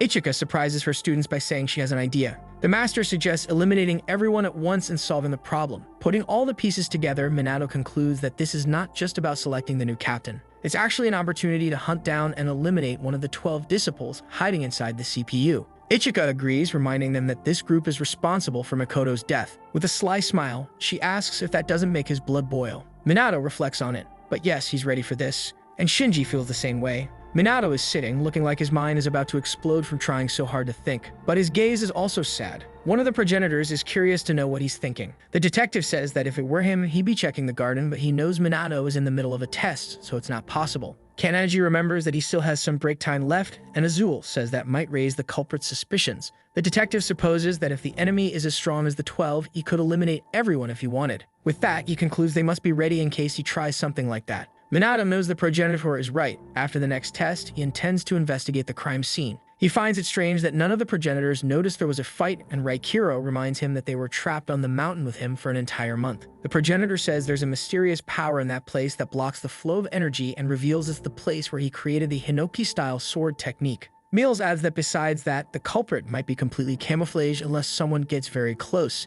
and she asks if that proves it's one of them. The detective asks them to stop interfering with his work, and Raikiro tells him to quit complaining and do his job because he wants to eliminate the culprit. After taking a deep breath, Azul seems thoughtful. He asks his pupil if he could ask Ichika a question on his behalf. Minato asks her what if the killer disguised themselves as one of the candidates instead of the captain. This sparks a new idea in the master. She says the candidates are powerful enough to be recommended as future captains, so it's certainly possible. However, she says that doesn't mean they can rule out the others as suspects, especially Minato, if the next test is a combat one. Kanagi plans to provoke the culprit into revealing themselves. The break ends, starting the 3rd test. It's the written exam with strict rules. No talking, no cell phones, and no leaving the individual room. Minato is screwed, as there's nothing he can do. Worse still, all the questions are about CPU regulations, and he knows nothing about that. Since it's a test to choose the next captain, he thinks it actually makes sense. But he won't give up until it's over, so he tries hard to think. After all, there's still a chance. Finally, the results are announced. The board shows the 4 finalists. Minato feels terrible for having completely failed the written test, earning 0 points. and approaches, saying it's the end of the line for the last 4 candidates. The boy tells Minato he did a good job. In the test, Aizu came in first, which irritates En because the 4-eyed guy did well. He and Kanagi both scored 0. The redhead says that even so, Minato is still in first overall, which is amazing, and that in his own case, he thought he'd last a bit longer because of the 3 points. He says he'll be cheering for Minato's victory, and just wants to know if the new captain will be someone he'd like to work with. En says that to be officially recognized, a unit needs at least 7 members, and advises Minato to consider who he would invite if he becomes captain. There's one more thing to say. He tells him that if he wants the Kanagi unit to have the best physical abilities, he should recruit him as the first member. Either way, he wishes Minato good luck. Meanwhile, the detective asks if they checked the central garden, and the boy asks if he still hasn't figured out who the culprit is. Azul asks Minato what he thinks he is, making it clear that he's a professional detective and only needs concrete evidence. Finally, it's time to start pressuring the disciple. With the disbanding of the Suo unit, another is needed. Minato was recommended, and Ichika, the one responsible for that, revealed something shocking. One of the 12 disciples eliminated someone who was taking the test and assumed their identity. Fortunately, Minato has a detective progenitor within him. Miles wonders how Azul will solve this case. And finally, they arrive at the exact location where the death occurred. Every detail is examined, no matter what it is. Minato wants to know what the progenitor is thinking. The detective says it's almost exactly as he expected. At this point, he knows precisely who the victim and the culprit are. Minato remains silent upon hearing this. Reichiro says they're sure the killer is one of the 12 disciples because he feels that powerful energy from a prophecy book. He says it's the same as the one that guy had in the snowy mountain. Mel's wants to know what they should do. Suddenly, a strange wind rustles the tree leaves. This seems to affect Azul in some way. The progenitor returns control of the body to Minato. Someone is approaching the boy. Kanagi turns to see what it is. The boy's eyes widen at the figure. It's the elderly commissioner woman approaching. She asks what he's so desperately trying to find. Minato asks who she is. Eva says she's just an old lady who happened to be passing by and asks him to answer her question. Minato says he thinks someone was eliminated there. He looks at this new landscape, afraid to face the woman. Ayo is shocked by this information. She recognized the traces of energy. Thinking it through, she knows the boy was one of the candidates in the test, and thus realizes he is gifted. The woman says that he should then find the culprit, and Minato reveals that he already knows, but that he wasn't the one who figured it out. Kanagi says that's precisely why he can't reveal the identity yet. Ayo says she's not sure what he means and asks if it wouldn't be better to stop the person as quickly as possible. The boy explains that the problem with these things is that they are extremely powerful, and he believes there are 2 people behind all of this. Minato says that's why he decided it would be better to take them both out at once. The boy says that everything will be resolved the next day, so he asks if she could delay the alarm for now. Ayo thinks over the request. After all, Minato is asking her to postpone it, but her response is that she's just an old lady passing by and hopes everything goes according to his plan. The woman starts to leave, and he asks her to wait.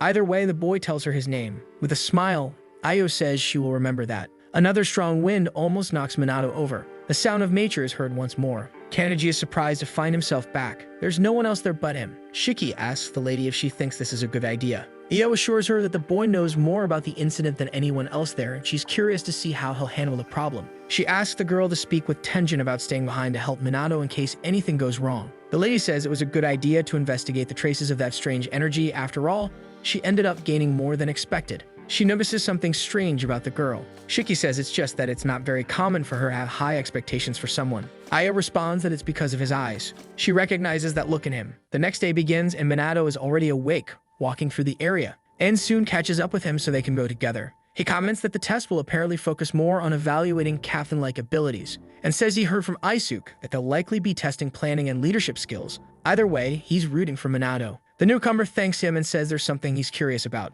Kanagi wants to know why he was eliminated on purpose. That seems to catch him off guard. But En turns and says he simply decided to change strategy mid-test, and that instead of leading a unit, he thought it would be better to serve the new captain. Minato asks if it's not because it would be easier to eliminate the other unit members before they become too powerful. Behind a tree, Ichika watches the interaction between the two. Without bothering to hide it, En says that this way he can take over their bodies whenever he wants. He says it's a half-truth since he really did struggle with the written exam. Even with his abilities, the real one would have still scored a 0. Minato adds that then his plan failed and the culprit says he should have chosen Aisuke's body. The fake An then stops, because he knows it's too late for that. Koichiro was also caught in this deception created by them. Himpiki asks the disciple to go ahead and introduce himself. The fake An gives a fake smile. His real name is Eva, and he says his ability is to disguise himself as the person he eliminated, gaining all the host's brain information. He says he didn't find Minato in the dormitory, so he eliminated En, who was the strongest of the remaining candidates. Hibiki asks if the plan is to take down the CPU, and Ava confirms,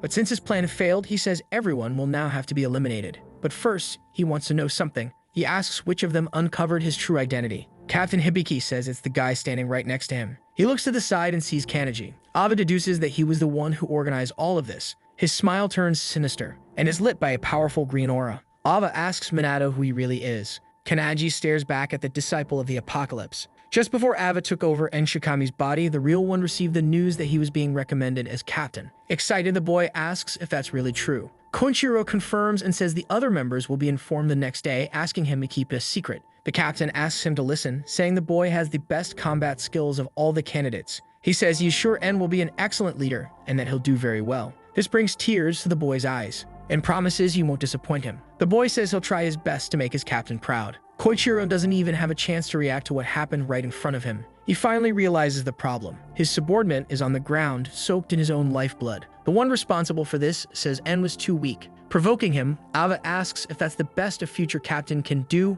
or maybe they've just grown too powerful. He says it's all thanks to the artifact the boss gave them. Ava introduces herself as one of the 12 disciples they are hunting and says it's a pleasure to meet him. The boy uses his Amanajaku ability on En's body. He quickly realizes something is coming toward him. Koichiro won't let this go and uses his titanium incarnation ability. He strikes the apocalypse disciple. The captain demands how he had the nerve to do this. Now inside En's body, Enemy says he can't believe he managed to defeat the disciple so easily. Koichiro becomes emotional seeing his pupil. He asks if he's really alive, but he doesn't even have time to react. Laughing, Ava says she already told him her real name and that she simply stole his friend's body. She then grabs the artifact Necromance Dance, throwing its contents at Koichiro. The man's eyes snap open, and so the man returns to life. Ava says that from this moment, he is her undead slave, and the captain agrees, calling her Ava. Because of this, the disciple punches the fool. The invader says he must not forget that his name is Enshikami. Koichiro confirms it, and they both laugh. And that was all Azul saw. Using the theatrical detective ability, he says that's the end of the recording. When used at the scene where everything happened, the ability recreates a perfect video of the crime. To activate it, Azul must be sure of both the culprit's identity and the evidence. He can even predict future crimes. The only downside is that the ability disappears forever if he gets it wrong even once. In other words, he's always right. Mills asks if there really is an ability to steal someone's life and an artifact that commands the dead. Raikira comments that that's why it was said there were two culprits, and that people like that always scare him. Something happens that puts all the progenitors on high alert. A powerful aura surrounds Minato. Worried, the mage tries to speak to her pupil. The boy promises that the culprit will pay for this. The mark on his hand is smoking. Back to the present, he's about to strike Ava. Minato uses light reflection, planting his foot with X-cross and fist strike, landing a spinning punch to the face of the fake N. Even with Ava being thrown meters away, Kanji has no intention of stopping. The disciple struggles to stay on his feet, but Minato won't give him a break, attacking with several combined abilities. However, something is very wrong. Ava laughs and says that's no way to treat a friend. The fake N says he thought they had bonded after all those fights and asks why Minato is being so mean. It's just as Minato thought. He still isn't strong enough. Ava says that if he wants to defeat him, he'll have to do much better, because that level is only good for fighting CPU members. The disciple stands again, glowing with his aura. He says that against him, this kind of thing is a complete waste of time. Kanji agrees with him, and says that as frustrating as it is, it won't be him who defeats him. The truth mage says she feels the exact same rage and bitterness as him. This time, the one in control is Molestius Silentius. Seeing this, Ava wonders if this is what the satellite reports referred to, realizing it's the strange state where the boy seems to be someone else. Ava says Minato asked for this. Dark clouds form in the sky. A powerful energy flows toward him. To Ava, life is more than just a long game of time until death. With a smile, he says not to stop the fun, but to continue this party to the end. The mage will face this challenge. Also seeing through the pupil's eyes, the progenitors want to know what those things are. The detective says he could call it Ava's body shield, as the artifact still allows her to copy an old corpse and control it at will. Ava says these creatures are just as powerful as Enshikami, and she's ready for some fun. Hibiki counts at least 100 bodies, which scares Kaname, who asks the captain what they should do. Minato says that it's not enough for Ava to kill innocent people. She also tramples on their dignity. Mills comments that her pupil has changed. This surprises the boy, who asks if that's really true. She says she believes the progenitors have changed too. The mage is in control of the body. Either way, she says the bastard really underestimated them. With the Howdat ability, the dead are struck by yellow lightning. The dead turn to dust. Ava looks at this, deeply impressed. Mel's asks to give permission for those bodies to fall in front of her. Her promise is to destroy them before they hit the ground. All of them begin to vanish, consumed by flames. Ava is shocked to see what the brat can do. He wants to know how he's doing this. Ava knows there are people who reached an extremely high level of precision through hard work and training. Looking at that absurd sight in the sky is too much for him. Even so, it's an enormous amount of electric energy to control all at once. And not only that, he hit every corpse without even looking. The mage calls Minato to stand beside her because she wants him to observe her in action. Kanaji runs to be close to her. He knows that with her using his body, it doesn't have the same power as in her prime. But even so, her attacks are precise, hitting all targets without the slightest mistake. Mel's calls her a pupil. She says that in the beginning, the boy only wanted power for his own sake. As for them, they were so excited to use his body and release their powers. Minato still doesn't understand what she means by all of this. The woman continues, saying that after that, he became distracted as his power increased and he pushed himself further. To gain more power and fulfill his dream, leaving the progenitors moved as they saw the boy's limitless talent begin to bloom. She recalls that he then tasted his first bitter disappointment, just like someone he respected asked him to continue the legacy. And now it has come to this point. Mel says he's truly furious on behalf of those who were eliminated and used by that fool. All the progenitors look at the boy with pride. The mage still has something he needs to know. So she tells him that everyone likes this new Minato. Outside, Ava asks what he's answering to himself. He makes it clear that the weak are always pushed and crushed by the strong because that's the law of nature. As he tries to attack, he's the one who ends up retreating at the last second. Without the boy even moving, a powerful blast was fired. Ava realizes something is wrong. Mel says she's sure many people think like that, and that actually it reminds her of something. Or rather, they're simply remembering something. They tried to destroy that tower for a very simple reason. They couldn't stand seeing people being crushed and pushed aside by powerful beings. Not even the sight of the weak being abused by the strong. That filled the progenitors with genuine rage. Using Minato's body, she walks closer. She tells Kanaji that she's sure he's felt that way before and that his abilities are somewhat reduced. Knowing that must be quite frustrating for him. Mills asks him to go back to the time he was training on the mountain, when he seems so bright and happy, yet they can feel his tension now. The mage tells the boy not to forget that they feel the same things he does. She also says that one day he'll reach the level of the progenitors because she's absolutely sure of it. Mel says that whenever something is too hard to handle alone, they'll be there to help him. To end the emotional moment, she says that when he's upset about something cruel or unfair, they'll be angry with him too. But for now, it's time to stop this prophecy. Thus, the disciple of the apocalypse is torn to pieces. The CPU members watching are stunned by this. Tenjin says the boy reminds him of a younger Midori, an unstoppable beast that nothing can defeat. Defeated on the ground, Ava can't believe that over 100 puppets were destroyed in midair and that this body is now useless to him. Males asks if now he finally sees the difference in their abilities, and she still has many things she wants to know. She tells him not to worry as they have several among them specialized in interrogation, so they'll make sure the enemy tells them everything. The disciple of the apocalypse remains on the ground. Ava admits he's not strong enough to win in this state. He says it's a good thing he followed his boss's advice. That's why he prepared a little plan B as a precaution. Next to the stolen body, a coffin appears. Minato looks at it, curious. Ava says they've known about it for a long time. After all, he helped destroy the tower, because he is one of the original progenitors. The curse of the hordes, Raikiro Hinoki, that frightens the progenitor's spirit upon seeing his body. Not expecting the worst, Hadad is sent toward the coffin, making the swordsman complain. Mel says it must really be the real body, because it passed right through Hadad. The stolen Raikiro walks toward them. With a smile, this is his dream coming true. Minato feels the aura coming from that body. It's as powerful as Midori's, which was sensed at the training school, but in truth, it's even stronger. Ava raises her hand for her next trick. Hands begin to emerge from the ground. This is the second wave of troops. It frightens the boy quite a bit, but Mel's assures him that everything will be fine. An explosion goes off behind Ava.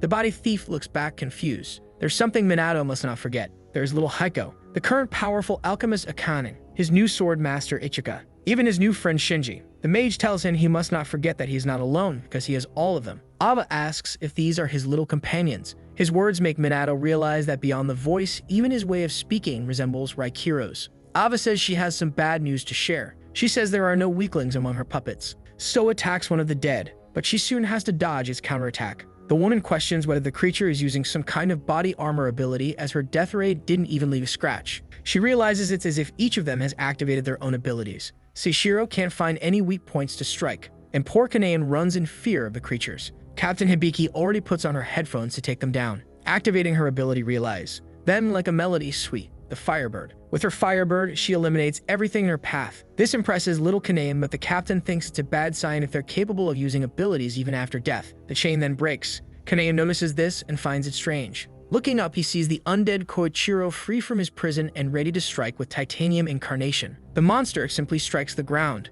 As a result, it creates multiple cracks as if breaking the floor of hell. But Hibiki already knew he would do this. Meanwhile, Ava is enjoying all this chaos. She says she fears that a weakling like Minato won't live to see the end of this battle. Kanji says that's what she thinks at least, and asks what they think. The boy gives a small smile. Another voice asks to take control of the body for a minute. It's Minato again, who asks who she thinks won't live to see the end of this battle. Ava finds this rather odd. Minato tells her not to underestimate his companions, calling her a filthy disciple. Hikotaro is surrounded by puppets. He realizes it will be all of them against him and sees it as a good opportunity to put Lesson 7 into practice. An energy flows through the boy's body. The golden dragon activated by the fist technique. His foot gently touches the creature. This is perfect for him to strike each one of them. This is his powerful dragon's crossing. Tak Wong, creator of the fist technique, observes Hikotaro and comments that he has a very unusual body. The boy's muscles are as tight as a pulled wire and incredibly flexible. He also noticed that Hiko's basic strategy is to focus all of his power on individual points using a combination of footwork and jumps.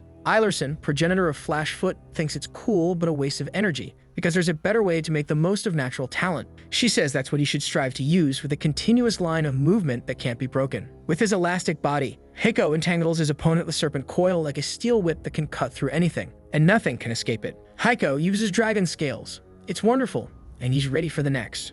There are more creatures, but his target is another. Akane doesn't intend to lose to Hiko. To Killick, alchemy is a method to bring the imperfect as close to perfection as possible. He knows the girl is quite straightforward in her approach to battle, having focused all her energy on creating weapons, but that's only a small part of alchemy. The violet-eyed girl uses her Trismegistus liquid. Killick says that alchemists deal in forbidden arts, learning to control everything around them, and in this way, to make it transcend. And that's exactly what she does with even means. Akane's lesson 8 is to create imaginary creatures. She created one strong enough to destroy the body of a transcendent being. Minato calls for his master Raikiro. The swordsman says that if it's because of Shinji Suo, there's no need to worry. On the battlefield, the redhead is also surrounded by the dead. Raikiro says he may be different from his brother, but his natural talent for being a warrior is excellent. Shinji is able to use the Hinoki-style sword technique very well. With Snake Crawl, he slices through everything using his sharp blade. He has more special cards up his sleeve. Using the ability Marigold Blast, he manages to trap everyone around him.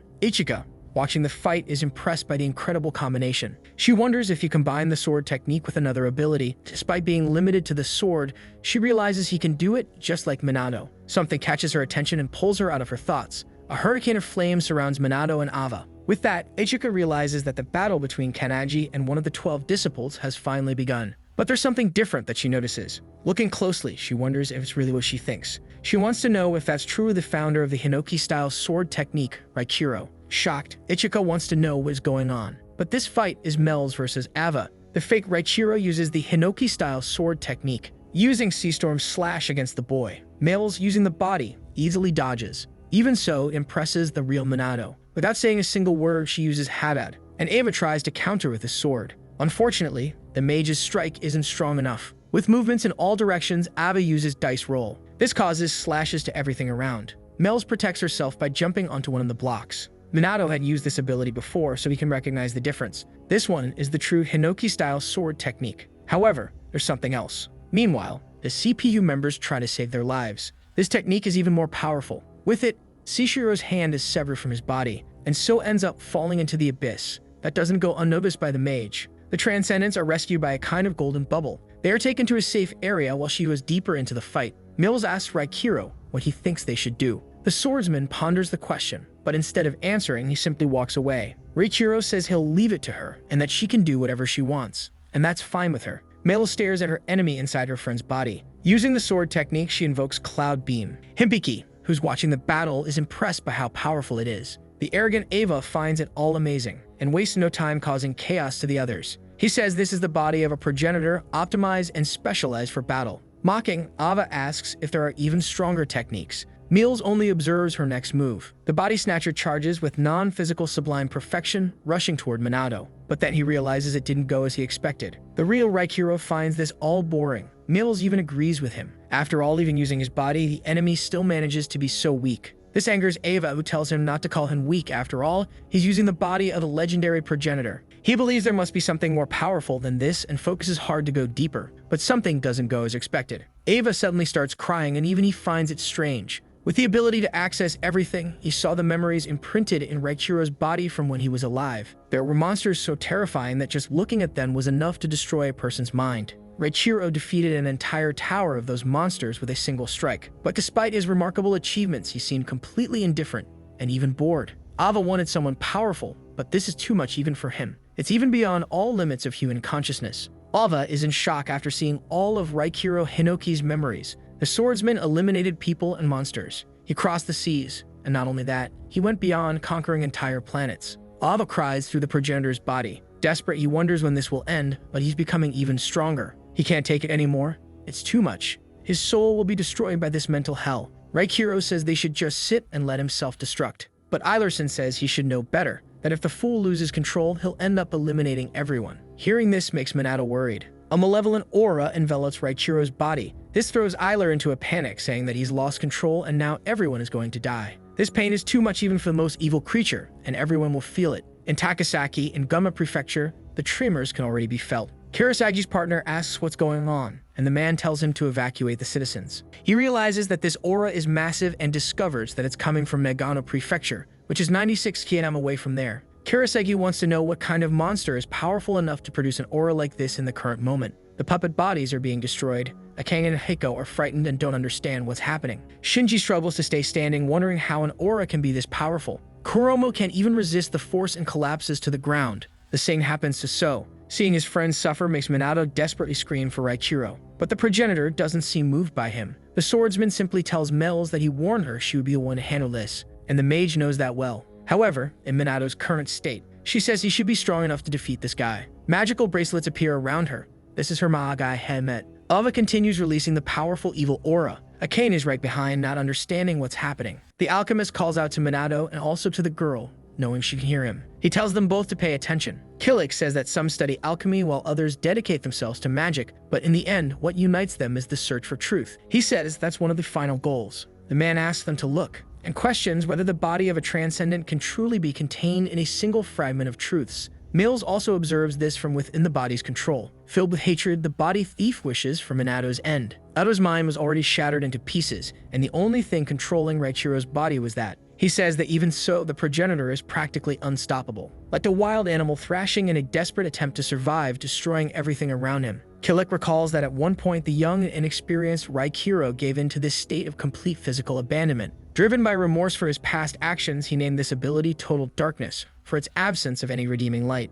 Mills stares at her friend's body, feeling the weight of the alchemist's words. A light then awakens inside her. There's a vortex of darkness, and Ava is inside it. Minato is struck by the destruction, as is Shinji, who is cut into several parts. Heiko and Akane are also caught in it. No one is spared by total darkness, not even the puppets of the dead. This even seems to anger the volcano, which erupts with lava, going further and hitting Kirasagi and his allies. Even Minato's mother is affected by it. The darkness reaches all the way to the sanctuary of the progenitors, where it all began. Total darkness spreads across the entire world, but the source suffers even more. More darkness is released by Ava. Mel's finally sees what he's capable of. The Mage of Truth, Molestius Silentius, had sealed part of her power because it felt so distant from this world. This is one of the abilities she kept hidden, the capacity to decipher an enemy's abilities, perfect understanding. She uses it against Ava. Immediately, the body thief feels the effect from just her touch. Mills finally managed to disable it. She keeps holding him to prevent him from escaping her grip, maintaining her hold firmly. The Mage of Truth uses Enlil Melum.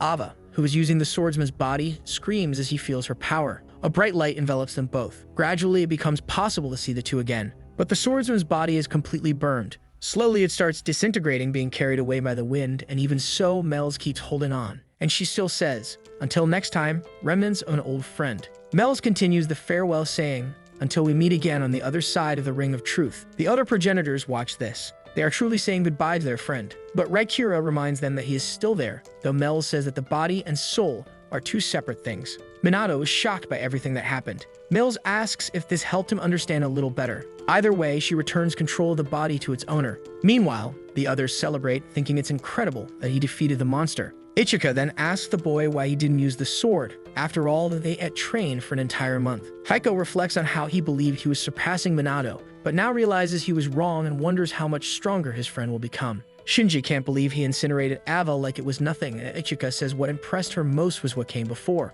To her, it wasn't coincidence. Minato understood the enemy's ability perfectly and then neutralized it. Akane thinks that this must be the highest level a person can reach. and so she wonders if she'll ever reach that point. At least everyone is safe. Tenjin asks what he's supposed to do with this hole and admits he didn't think choosing a new captain would cause so many problems. Remembering that Todoroki is also gone, he considers whether he should conduct another test, something that's a real hassle for him. Kuromo ends up noticing something and Kinem, already startled, asks what happened. She points to a specific spot, saying she saw something, and the boy already fears it's the mummies coming back. Even Tenjin worries, thinking it might be something worse. Little by little, the new intruder is revealed. He asks the commissioner lady what she's doing there. Minato realizes it's the old woman he talked to the day before. Shiki tries to make sense of the lady. She calls out to the commissioner, but it's already too late. The two are startled by what she does. Kneeling down, the woman says that Minato is here. Io says she's been waiting for him for years.